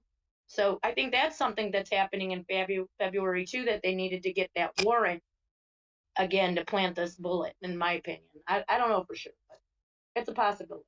But he, like you said, he also did settle and got the new papers. That's actually I really like this line of thinking about the bullet fragments and Culhane putting the DNA on the wrong one. Because that makes more sense. She probably, I think they only intended for there to be one. I think what happened was she was nervous, which is why she introduced her DNA into it after all, right? Because she's literally breaking the law instead of, not seeing what it shows. She's actually contributing a sample to She's make committing fraud to get somebody convicted.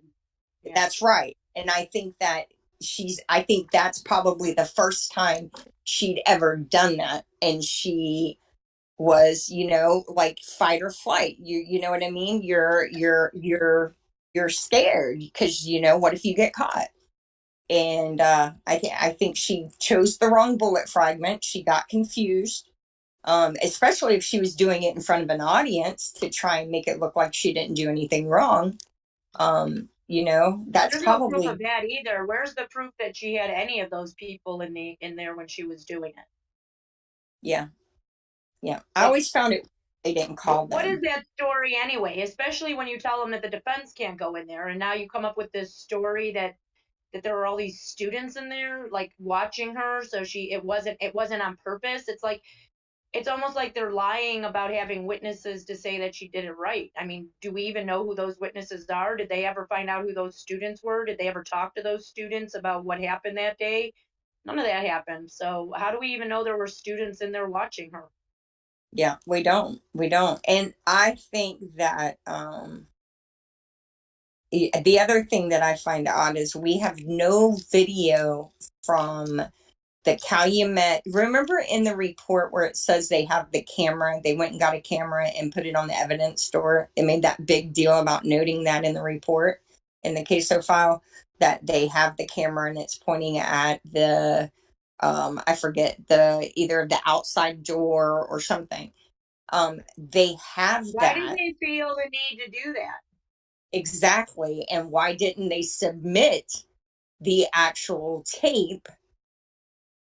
Or was it just a camera and no tape was used? And was this just mentioned to make it look like it was being monitored when it wasn't? All on the up and up. I got the report up on the screen. It's DCI report. Cool. It's DCI report 244. I want to see if something catches your eye like it did mine. Maybe it won't. But I want you to look at when I scroll down. Of all the reports, Are you gonna read it, or are we just gonna show I'm it? yeah, I'm not gonna read it. No, I mean it's 3 pages long. It's not that long, but here's the thing. Oh, Look are at you that. talking? Is this the one that gets really blurred out and you can't read shit? Well, no, it's really bold, and there are no other DCI reports like this. And I don't. It's like this report. It So don't look right. that's weird. No, that's weird. Have you compared the font? No, I know. Keep scrolling. Keep scrolling. Let me see the rest of it. Is it all like that? Yeah. Oh no! Hey, look at this. Well, Look at that is very weird. Here's a sample of, hold on. Can you do a side by side? no. Okay. Well, once you're done doing that, don't take it off. Go back and read it. Here's a report from the same time period, supposedly. That's what I'm saying. I mean, it just looks like something's been inserted into this file that covers up what was actually there. I don't know that. I don't want to leave the impression that I do, but it just caught my eye immediately. Wait, is that consola, whatever it is that on the bottom of that page too? Like where it says at the bottom, the KUNUTS. No, not on page 2. Is that on the bottom of this one with the dark? Nope, it's not on either one of them. Be one of 3. So where's the other 3 pages of that? You got me. It's not on any of those 2 other pages. No, there's no one or. Where's page 2 or 3? Look! You're right. Yeah, at the bottom of page 1. And now let's go to this file. Hold on, let me look and see. Yeah, it should say that. It's here. It's not on these either, though, Jinx. It's not on the other ones either. Yeah, but this page, the one to the right should be there. Even if the other stuff's not, the page 2 of 3 and 3 of 3 should be down there, and they're not. Yeah. But all right, go to the first page. Now I gotta go look at them. Yeah. Oh shoot. All right, now, all right. So it says this is contact with Brendan Dassey. It occurred from 2/27/06. 2250 is what? 10:50 at night. That's right. Is that right? Yep. To what does that say? 2302, which is 1102. Basically 10 minutes or 12 minutes. Yeah. All right. We got another one. We got Carolyn Kelly involved. So this is what I find interesting about all these reports. This is contact on February 27th. It wasn't approved until March 14th. Now, I don't know about you, but I take that as meaning he writes a report, he submits it, they say no, send it back, he resubmits it, they say no, he sends it back. They resubmit it until she is happy with what he is saying. Now, yeah, and we don't have access to the drafts, you know. But aren't they all dated like that? Aren't they all dated like days and like?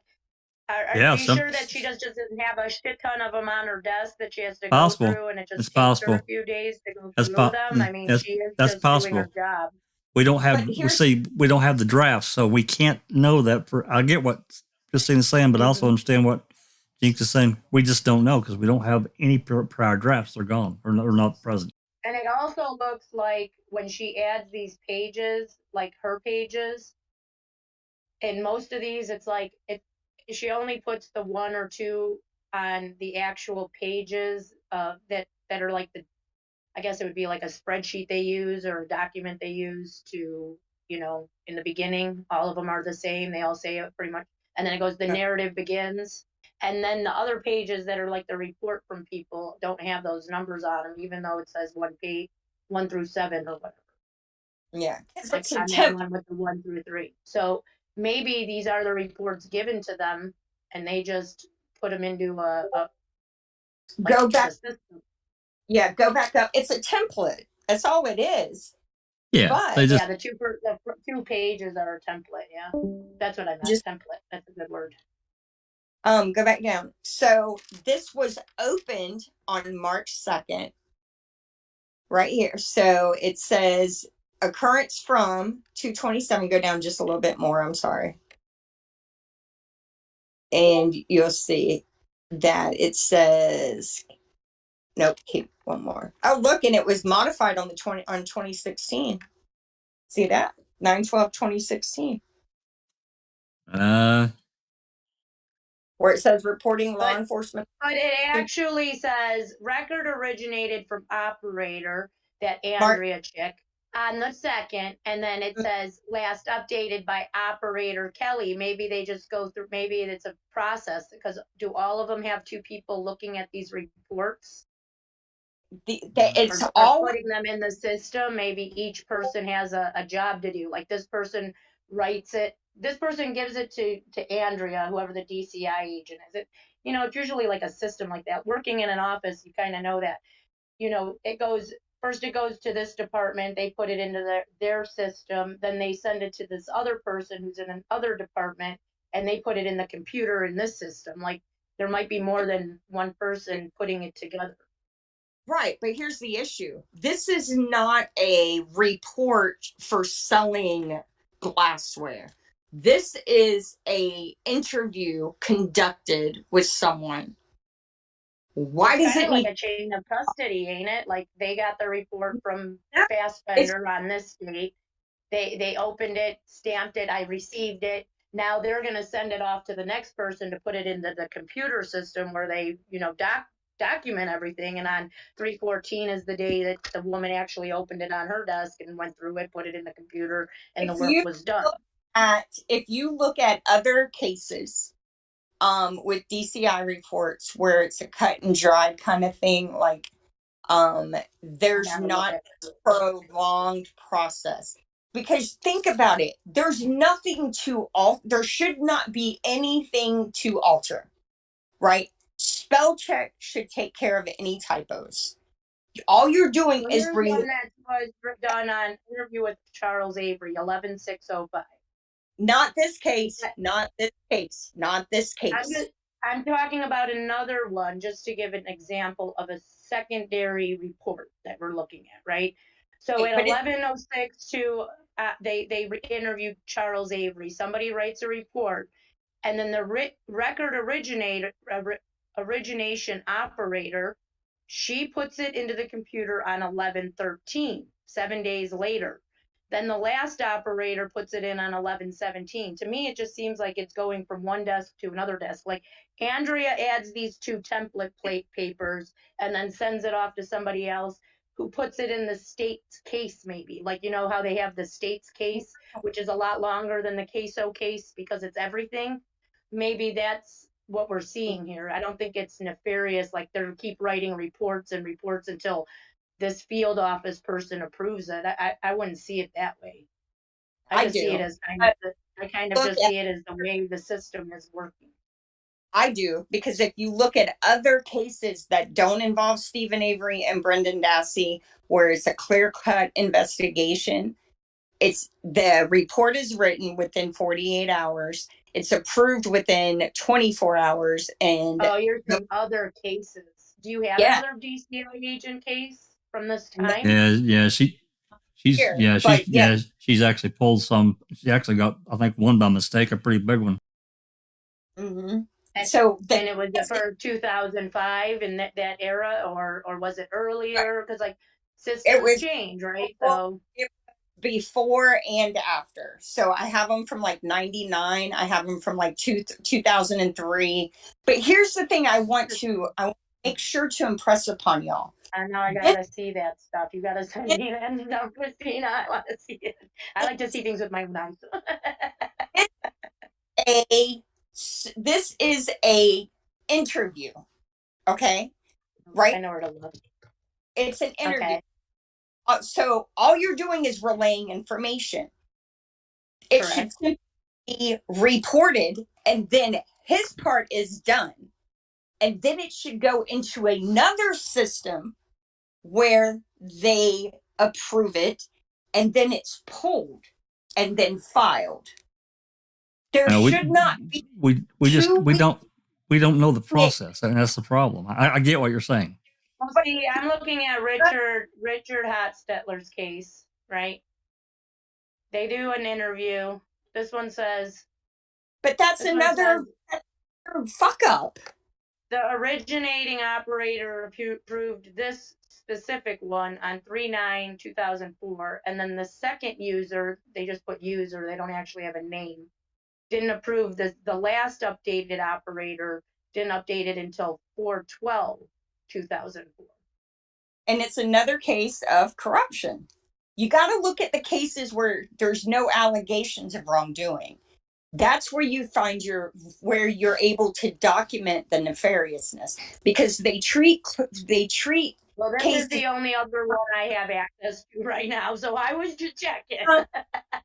I'll send you some that I have that I've stumbled across, accidentally sent me. I say this: if you Google ACCIS in Wisconsin, you'll come up with a ton of police files for high profile cases, and you can kind of look at those and see. The thing of it is when you write a report, your part is done. Okay, your person in your office, which is Knutson, approves it, and then it's pulled out and goes into another system where Kelly then gets her approval. Because what they're doing by having all these hands in it, they're able to all bill hours. This is how a frigging ridiculous investigation cost $2 million, because everybody had their hands in the pie. They didn't need 3 people to verify the interview with Brendan.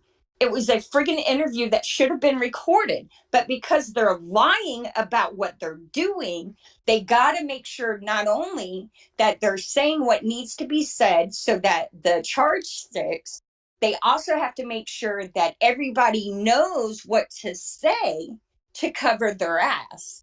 Well, see, this is the bigger part of the story for me than the report itself. Is what was not done, right?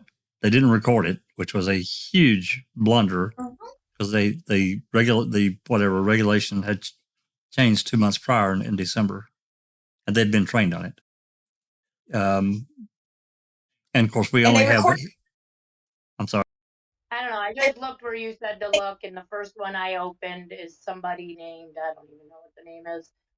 Recorded everything else with it's the same thing. It's approved on 9/11/2016. Last operator approval 10/11/2016.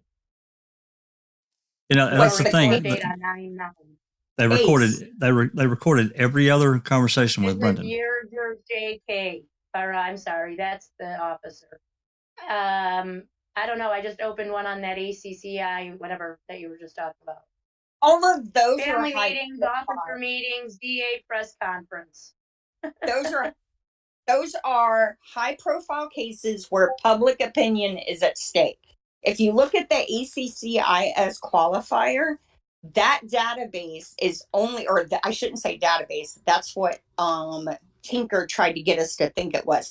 That branch of the DOJ is only utilized in cases where they need to control the public perception. It's officer involved shootings, it's white collar crime. So like DAs or public officials accused of criminal acts, suicide in custodies. I'm trying to think what else I've seen with those. So you have other that aren't high profile cases. Well, they're all cases in where perception needs to be, they need to spin the perception. They need to spin the narrative to portray their actions in a positive light. And if you look into ACCIS, it's actually a law enforcement third-party business that provides things like software, services, and other things to help law enforcement do their job, and they're actually based in South Florida.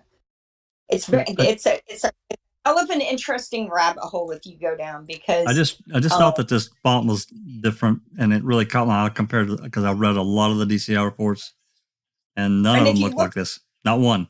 Yeah. And if you look at the ones from that same day or the day prior and the day after, all of those are different.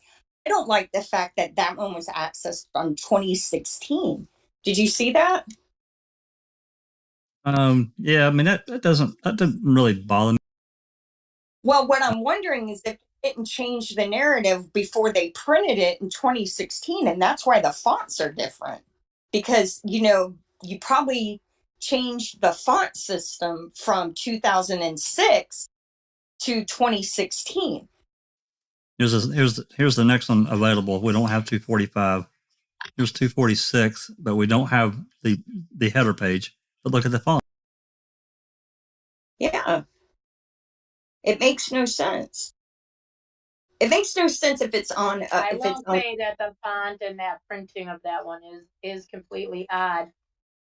There's another report I remember seeing where like it barely printed at all, though. Oh, look! Wait, go back up. Go back up. Look right there. Right, go down. Look, Jinx. It has the initials. Go down just a little bit. Go down. I'm sorry. That second page. Yeah, that was missing off of the previous report, wasn't it? Hold on. I'm not yeah, it's not on. No, it's not on there. Go down just a little bit more, Jax. I'm sorry. That's the bottom of page 1. Of course, this one doesn't have a header, so. And this is the Brendan report. This is the Brendan report one. Hey, it may not mean anything, and again, I don't want to throw out a bunch of innuendo that says, "Oh, they did this and they did that," because I don't know that. I just thought because it's so different than the rest of the DCI reports, I thought, man, what the hell did they do, man? Could that be a printing error, like it was running out of ink, or it was leaking ink, or can you tell the font? The fonts kind of look the same to me, but they look like one's thicker, like maybe one was bolded. That's what it looks like. It's like it was too close to the copier, or they had it magnified, or I don't know. I really don't know. Looks bolded. I don't know. It just caught my eye. I thought it was different. Plus the fact of they didn't record it, and they've recorded basically everything else with Brendan, but not this one. And the fact that he confessed the next time they brought him in. Yeah, he got arrested. Hey, Alice. Hey, Andy B. Woo-hoo. And he confessed to a crime that clearly didn't happen, and officers knew didn't happen, and they went with it. Yeah, I mean they didn't care. They just wanted to. They had, they knew there was no blood in the trailer. They knew the only place Teresa's blood was in the back of the RAV. They had a DNA match, but non-blood, on a bullet fragment, thanks to Culhane. They had scoured the garage for a week and found nothing. So, you know what else they used Brendan for? They got the DNA hood latch too. They had the 8 unidentified prints from the RAV, and they had the male DNA license plate on the license plate. They had A23, they had A13A, they had all of that stuff. Show something was going on. Here's something else that I read, actually sent it to Doc. I had a little brief conversation with him. They pulled latent prints off of that CD case with the blood on it. Really? Yeah, one of the latent prints came from that. Really? I didn't know. Where did those prints come from? I just know there's 8. I don't know. I know it's in and on. So you'll see tags like on the RAV in some of those pictures where or a signature, and I think it's M. Riddle. I think that's who's signing it. Those are the prints that are on the car. So are those little yellow stickers on the back gate of the RAV, is those denoting fingerprints? I believe they are. Hey, Jax, can you pull up, you know what I'm talking about, right, Jax? You know that Yeah. RAV photo, that Yeah. yellow sticker? They have an I'll try. unidentified fingerprint right there, and they didn't put that into APHIS. I thought it Wow. was a white sticker. I'm not sure what the yellow sticker is. I'll have to see what you're talking about. It might be white. I might be thinking yellow from Canva. Don't ask. I very well could be wrong about that. And remind me, and I'll send you the other DCI stuff. And more importantly, I'll send you like reports from multiple other office or sheriff's department agency. Yes, not in Wisconsin, out of Wisconsin, showing that the way they handled this ACES case files is unlike anything else seen in anywhere else, even in their own state. And then if you Google Knutson and Kelly, that's a rabbit hole. Kelly was blackballed like a few months after Brendan's conviction and ran out.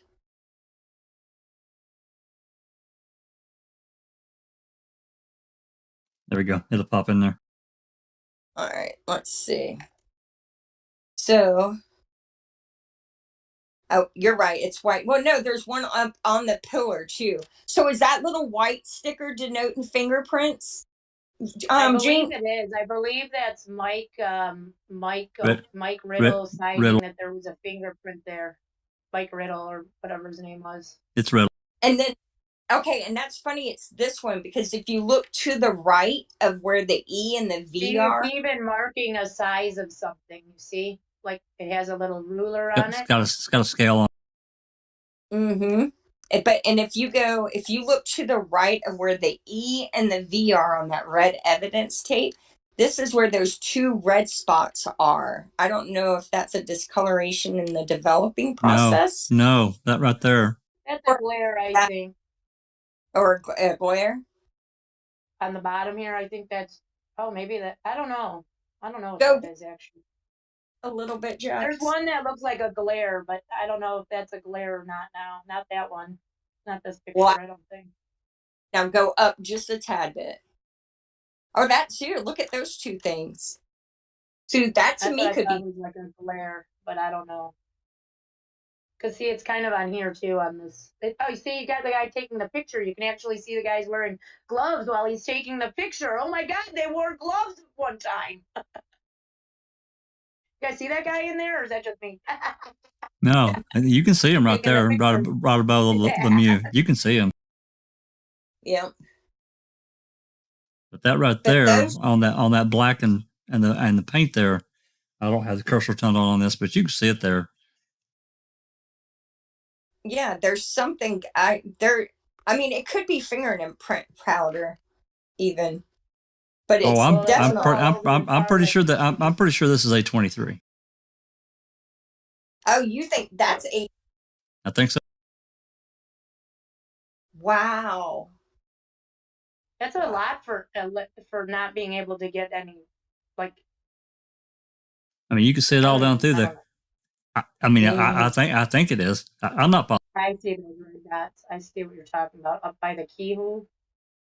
Well, yeah, there's some up there too. Yeah, if you go up just by the keyhole and then zoom back in, there's like these. I don't see any marking of this palm print that was seen on the handle of the cargo door. I don't see any picture, any little tiny dot or his little ruler paper over there. Where's that? What happened to the palm print that was on the door? You used to be able to see the palm print on the door. Yeah. Like you could see it. I really think that I really think that they knew exactly what they were doing. They knew that they were setting up an innocent, like two innocent men. See that right there? Right there at the... Mm-hmm. It almost looks shaped like it might be rusty. On that black thing's a hard plastic. I know, but that's what it looks like. It looks like it's Yeah. got shape. Whatever it is, it has a shape to it. I wonder what Yep. that is. So I would be You interested. can kind of still see the palm print. I would be interested in knowing what blood would look like on this filter. Like, however they're taking the Actually, photo. 3 shots. There's one right above the keyhole. There's one over on the side there, and one below it. Almost like they had her body, or they had blood on their hands, and they pushed the door closed. What's this up here on? What's up here on this post? See it up There's there? also a sticker up there. Oh yeah, what's that? Yeah, that's the one I thought was yellow. The one up top. But look, there's 3 fingerprints, right? There's one on the back door up here, 2 down here by the keyhole. Are there any other pictures of the side of the RAVs where any other of those stickers are? Never really looked at any of that before. Here's the one on the post. It'll pop in there.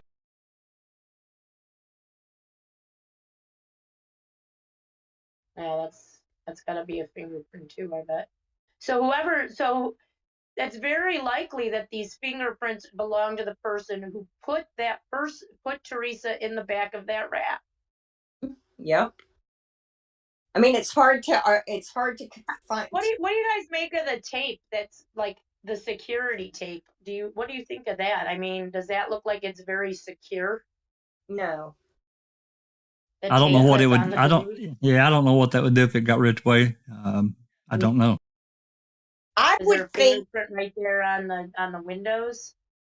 I would think that the tape would be run the long ways, like across from the window, like almost like you can just open the door and then retape it. Yeah.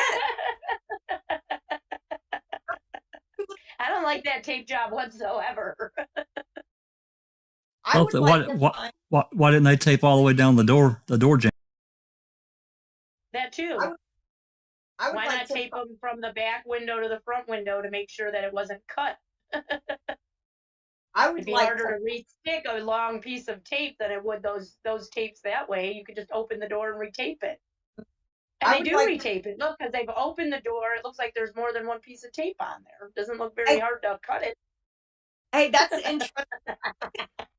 Look at that. I hate this fucking case some days. Look at the rear passenger door. Look at the 2 white pieces of tape. That's the door you think they entered to place the blood in the RAV. Yeah, and there's 2 fingerprints on the windows. It looks like there's 2 tags on the windows on that other side. Yeah, on the other side. On the passenger. On the passenger side, the one we were just looking at before this one. Yeah, it'll pop back in there in a second. It's lay on your all in.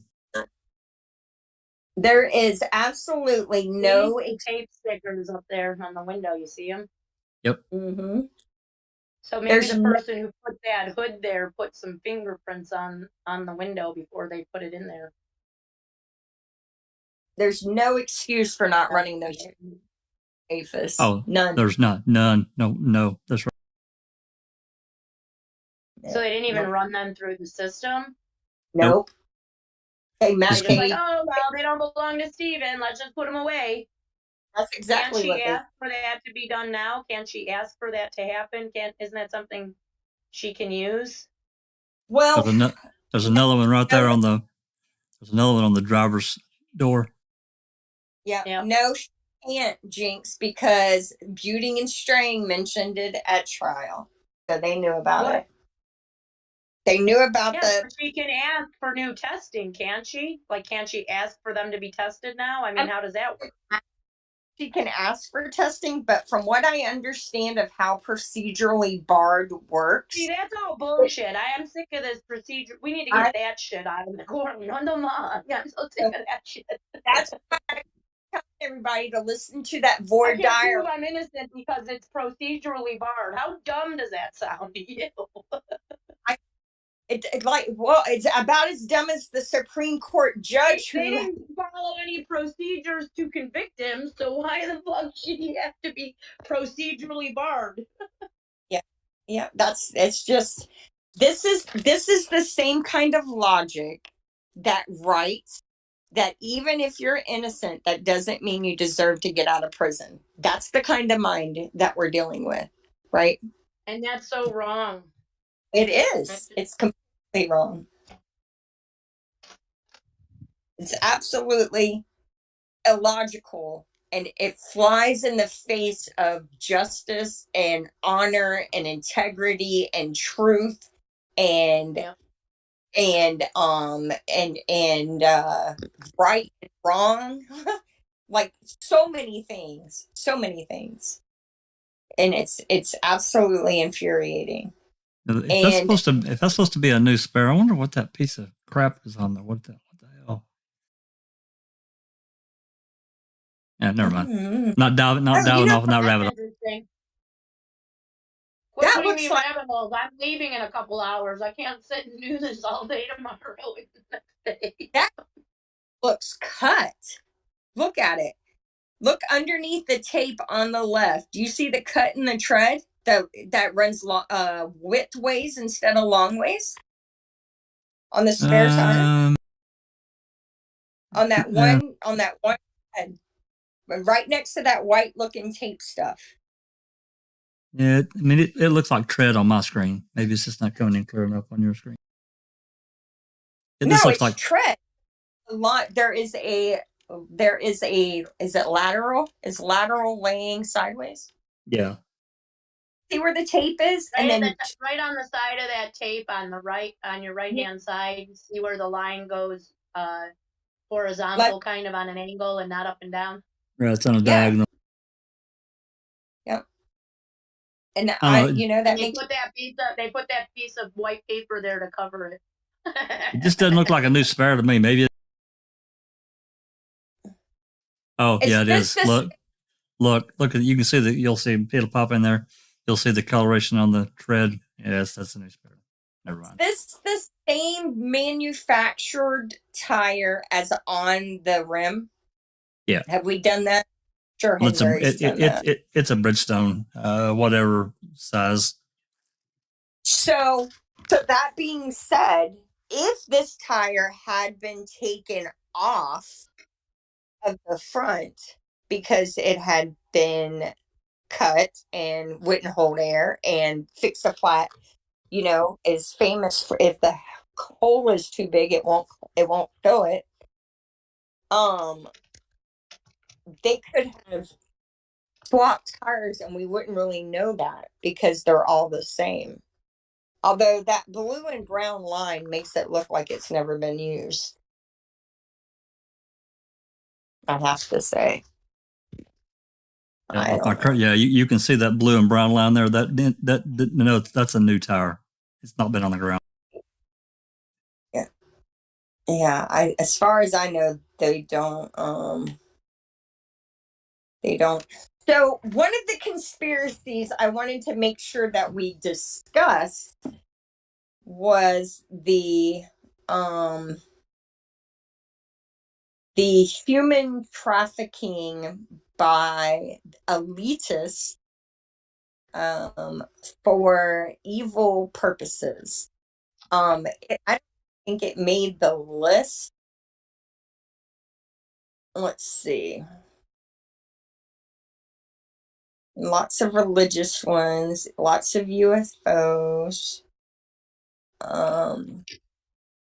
But have y'all heard the rumor that Biden, this whole war with Ukraine has to do with Biden's son getting caught in a human trafficking ring and Putin being mad because Biden gave the Ukrainian officials money? Y'all haven't heard that one? Yeah. So, and then also that this is over oil. This one's interesting. I don't know if it's true. So it's actually a two-part war. One is to keep it from being exposed that Biden's son got caught in a human trafficking sting, and two, because legislation has been passed that make it very expensive, and also big oil does not want to pay the Indian nation to pipe oil across their line, like their land. It is cheaper for them to ship it in from this Ukraine reserve to us. So we are fighting Russia by pretending to support Ukraine. And when they pay us back for helping them gain their independence, they're going to pay us in oil. Yeah. Yeah, me either. But I heard that. I just wanted to put it out there just in case it happens. Um,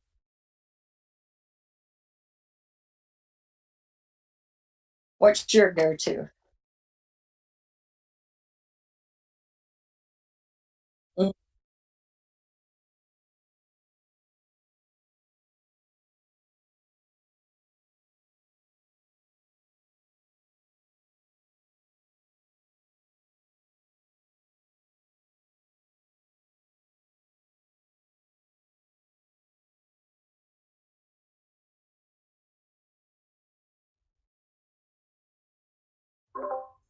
Mm-hmm. Hallelujah! Some say that she was trying to get out of the car because it was actually the driver who shot him, how his head goes back, and she wasn't trying to get his piece of head because you see, Jackie tries to climb out. So I've heard that one. What do you think of that? You don't think she would have tried to climb out? I mean, why would she try to climb out of the car? Why would she try to get his head? I mean,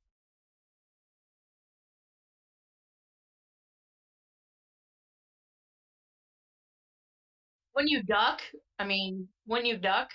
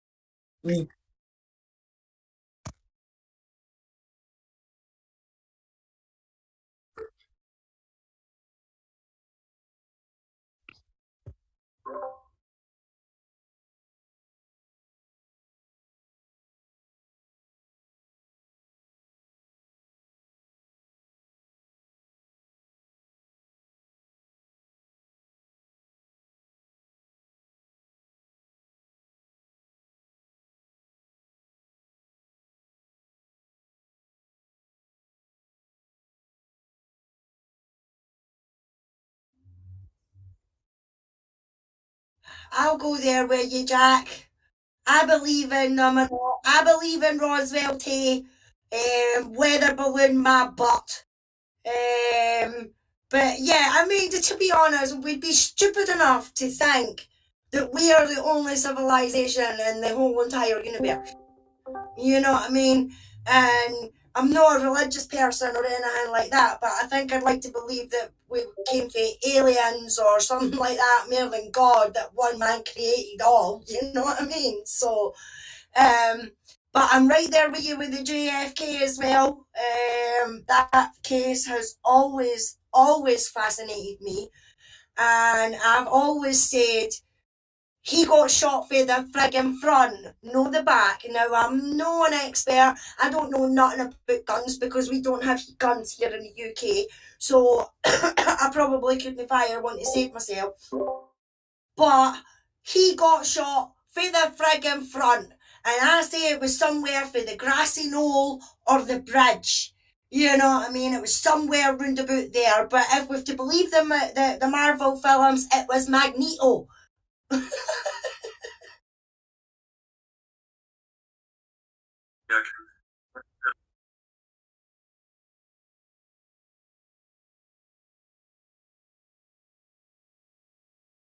All right. They're saying as soon as Christina started talking about Putin, the sound went away. It's a conspiracy. And I mean, you've got the laughable conspiracy theories and that's out there, though. You know, like Elvis Presley's still alive now. I love Elvis. I'm an Elvis fan, and I have been because I was brought up on that music with my dad and everything like that. And the one that Elvis is still alive. His name's spelt wrong on his gravestone. His coffin was lighter than what it should have been. He was seen at the window of Graceland when the coffin was getting taken away and everything like that. And what was it? A few years later, in the 90s and that, a woman came out and said that she'd seen him in the supermarket. You know, so you do get the silly ones. Oh yeah. Have you heard about the people who were given moon rocks from trips to the moon? They have been analyzed and they are actually quartz and not moon rocks. I just watched a program on that on the History Channel, I believe. Yeah. Earl Williams is a good one, and I'm kind of agree along with him and all. And you might take Jack as Diana. Yeah, that's a good one. Princess Diana. Now, I was brought up as Protestant, but I don't go along with it as much now. So it was, you know, the Queen this, the royal family this. You know, my family were big royal family fans. But I loved Princess Diana. She was out there. She was fantastic. She was a beautiful, beautiful person. And I do believe because she wanted to leave, something happened to her. And it wasn't an accident. And that's just me. Yeah, I believe the same thing. Another. Oh, go ahead. No, I was just going to say, so that I mean that's a big one here for a lot of people. Is a lot of people think the royal family had something to do with it. And I've been listening to her book on Audible the last wee while, and I knew that it was like a tell-all sort of thing, but I didn't realise just how much she was telling all, you know. And Camilla was a big part of that marriage, you know. If he had an argument with Diana or problems like that, he was running to her. You know what I mean? So she was right. There was 3 people in that marriage right from the very beginning. And I think because she was leaving and they didn't want her taking the boys or trying to take the boys, then something had to happen. And unfortunately, the press got the blame. But that's just my opinion. Yeah. I believe no blaming them. I believe something happened. Yeah, me too, Jax, me too. Well, we don't know if she was actually marrying, if she was going to marry him. There's lots of rumours going about William, that she was going to marry Dodi Fayed, that she was pregnant to Dodi Fayed, everything like that. And the Fayeds weren't in good favour with the royal family for some reason and things like that. So, I mean, we've got to watch with that, you know what I mean? Because it's still Diana.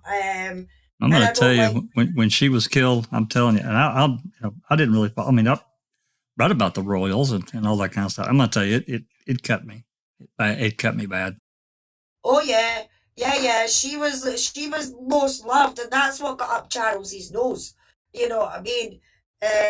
Because she was able to go out with him, and sometimes when he was turning up places that was supposed to be just for him, they're all asking, "Where's Diana? How's Diana? What's Diana doing?" You know what I mean? And he didn't like that as much, because he was Prince Charles, you know. But yeah, I mean, there was rumours galore that she was pregnant, and that because she had said to the media, keep watching or something like that. There's a big surprise coming, you know, and then the next minute she's killed in the car crash. So there's loads of speculation about what was she going to actually say. Was she going to spill the beans about things in the royal family, or was it that she was pregnant, or that she was marrying Dodi, that she was taking the kids, or, you know? So, and it's probably one of the things that we will never know, you know. That's right. I mean, because I think the photographs and things like that, because there is actual photographs of her in the car, stuck in between the seats, because she never had her seatbelt on. So instead of trying to get help for her, they were all around the car taking pictures, you know. That's what you can see coming out of the side of the tunnel, and that is the flashes and everything like that. And I think the royal family got something done that none of these pictures are allowed to be printed.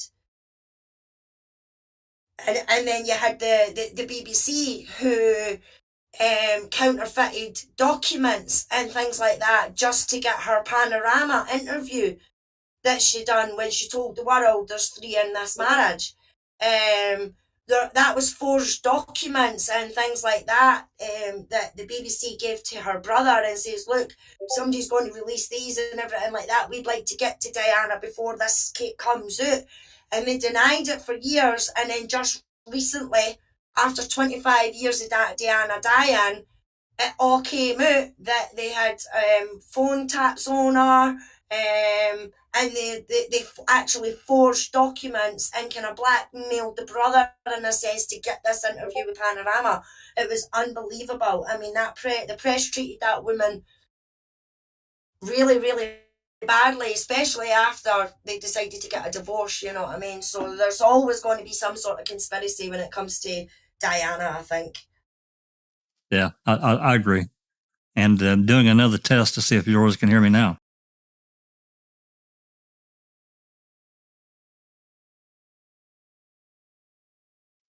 Okay, yeah, I heard myself on my phone, so it's working now.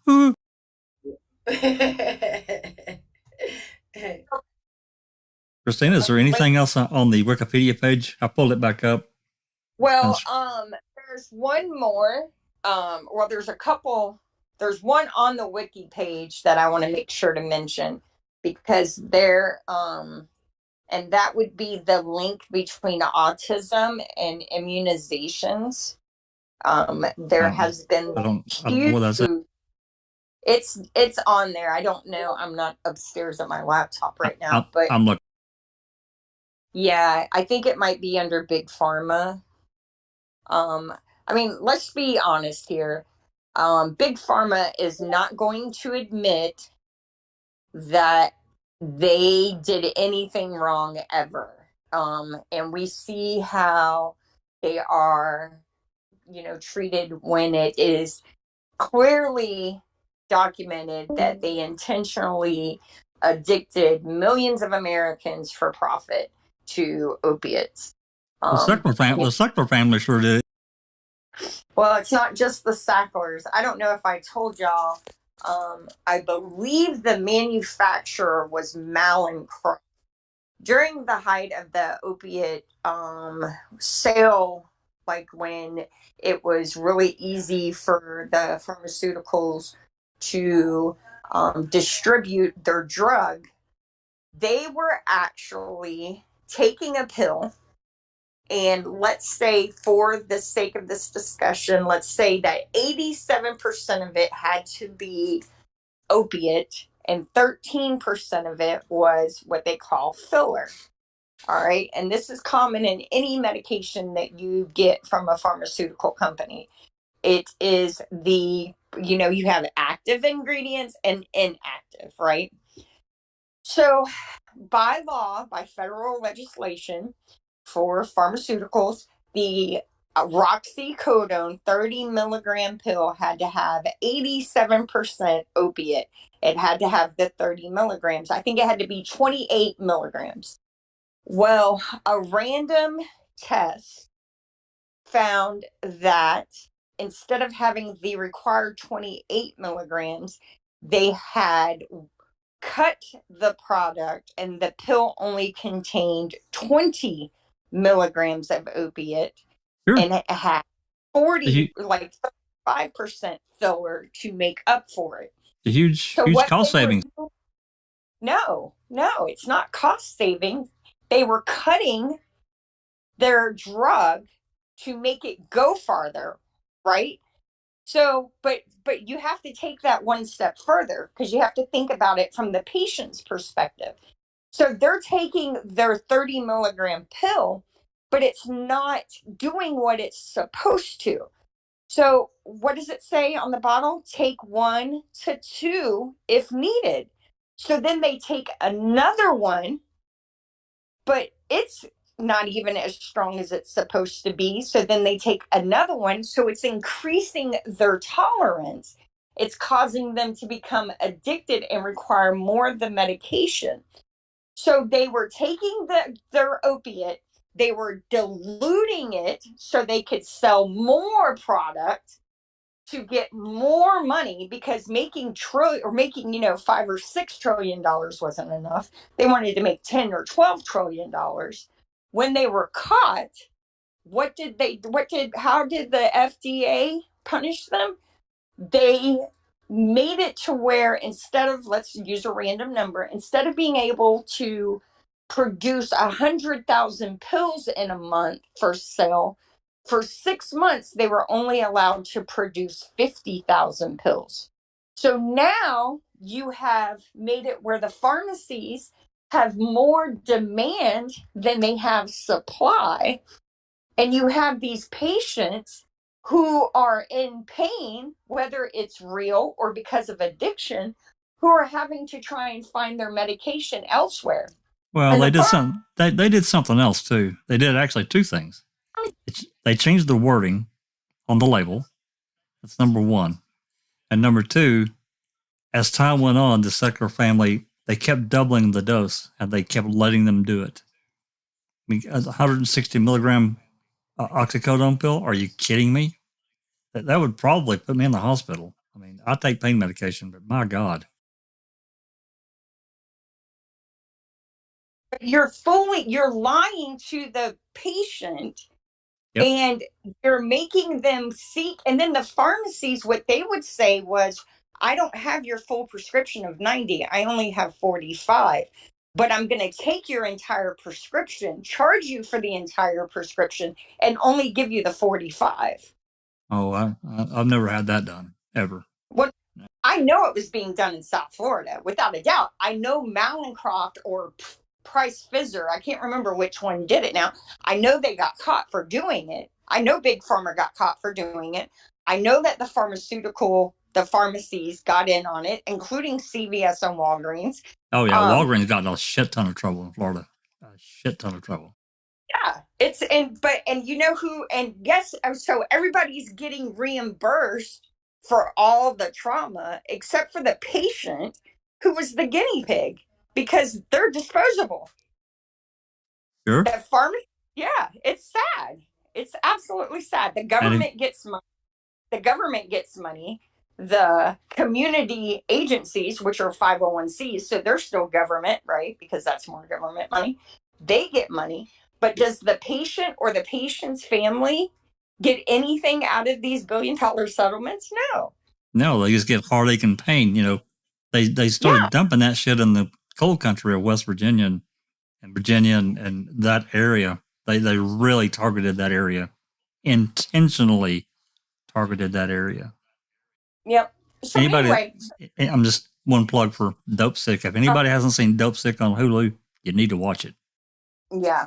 So anyway, so there have been studies by scientists that show that there has been a drastic increase in autism.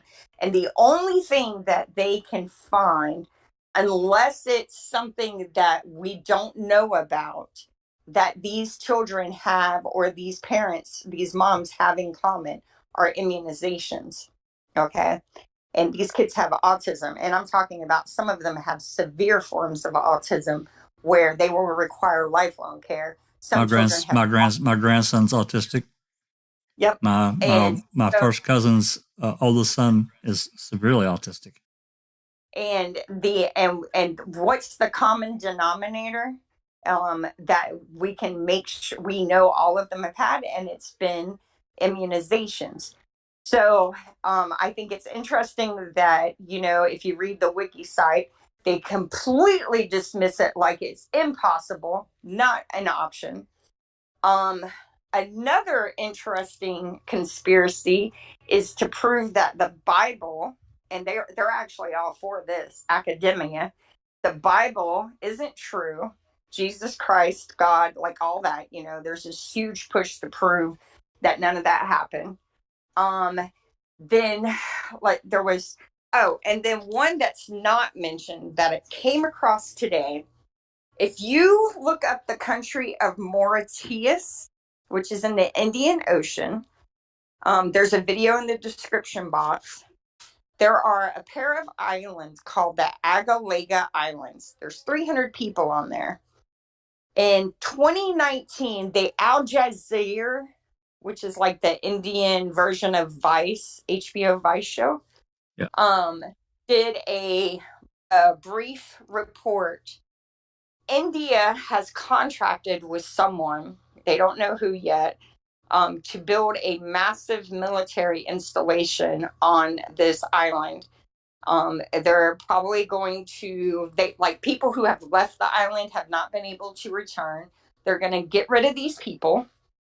They're going to set up this military installation. And the only thing that I could think of, because this was a video that was a year or so old, it made me think of this contract Elon Musk has with the Department of the Department of Defense, where America wants to be able to use his rockets to go anywhere in the world for a humanitarian effort. So I thought that was interesting. You know, it's clearly happening. It just makes you wonder what the Department of War is going to do that's humanitarian. Take your money at the cash register. Oh, wait. Yeah, that's the government. I don't know. And my son's in the military, and I'm glad he's there, for one, because it gives him a bigger perspective on the world. And he sees that there's more to life than Florida. But I worry about him because, we always say we're doing things in the name of freedom and democracy. But I mean, if you look at what's going on here in America, we're not very free.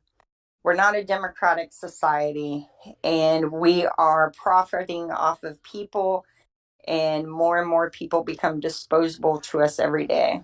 So, I guess in 75 years, we'll have the documents to see how many of these quote conspiracies actually had a bit of truth to them. And yeah.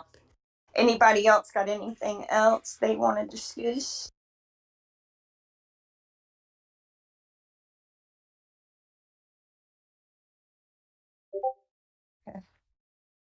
Oh, okay. Well, I appreciate everybody for coming today. I hope y'all enjoyed the conversation. And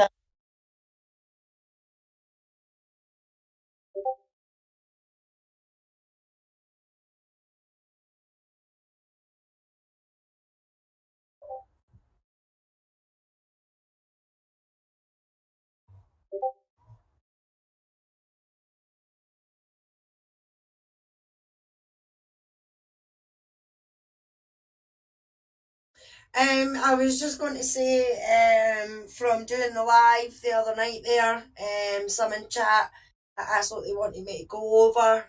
Some said the media, some said DNA. So I'm actually working on the media side of things. And Luke and Jody's case?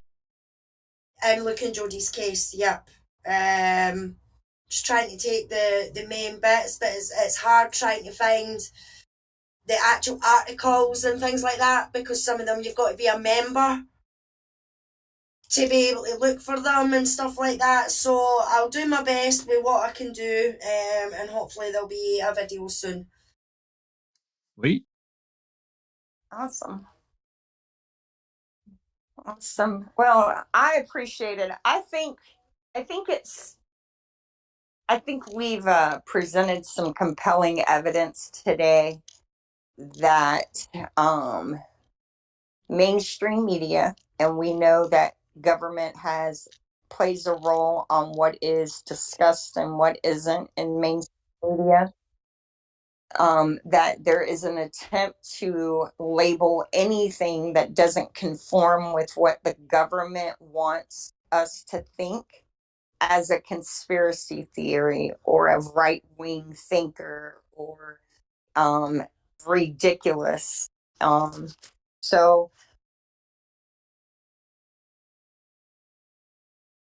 or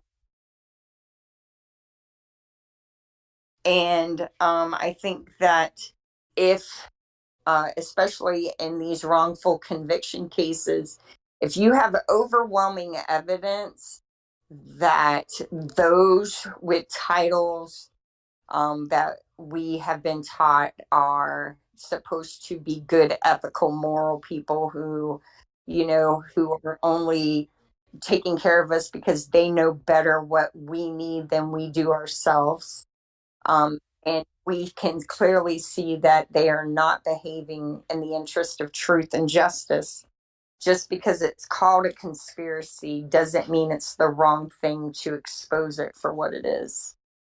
So I encourage everyone to listen to that Vore Dyer podcast from Harvard Law School. Oh,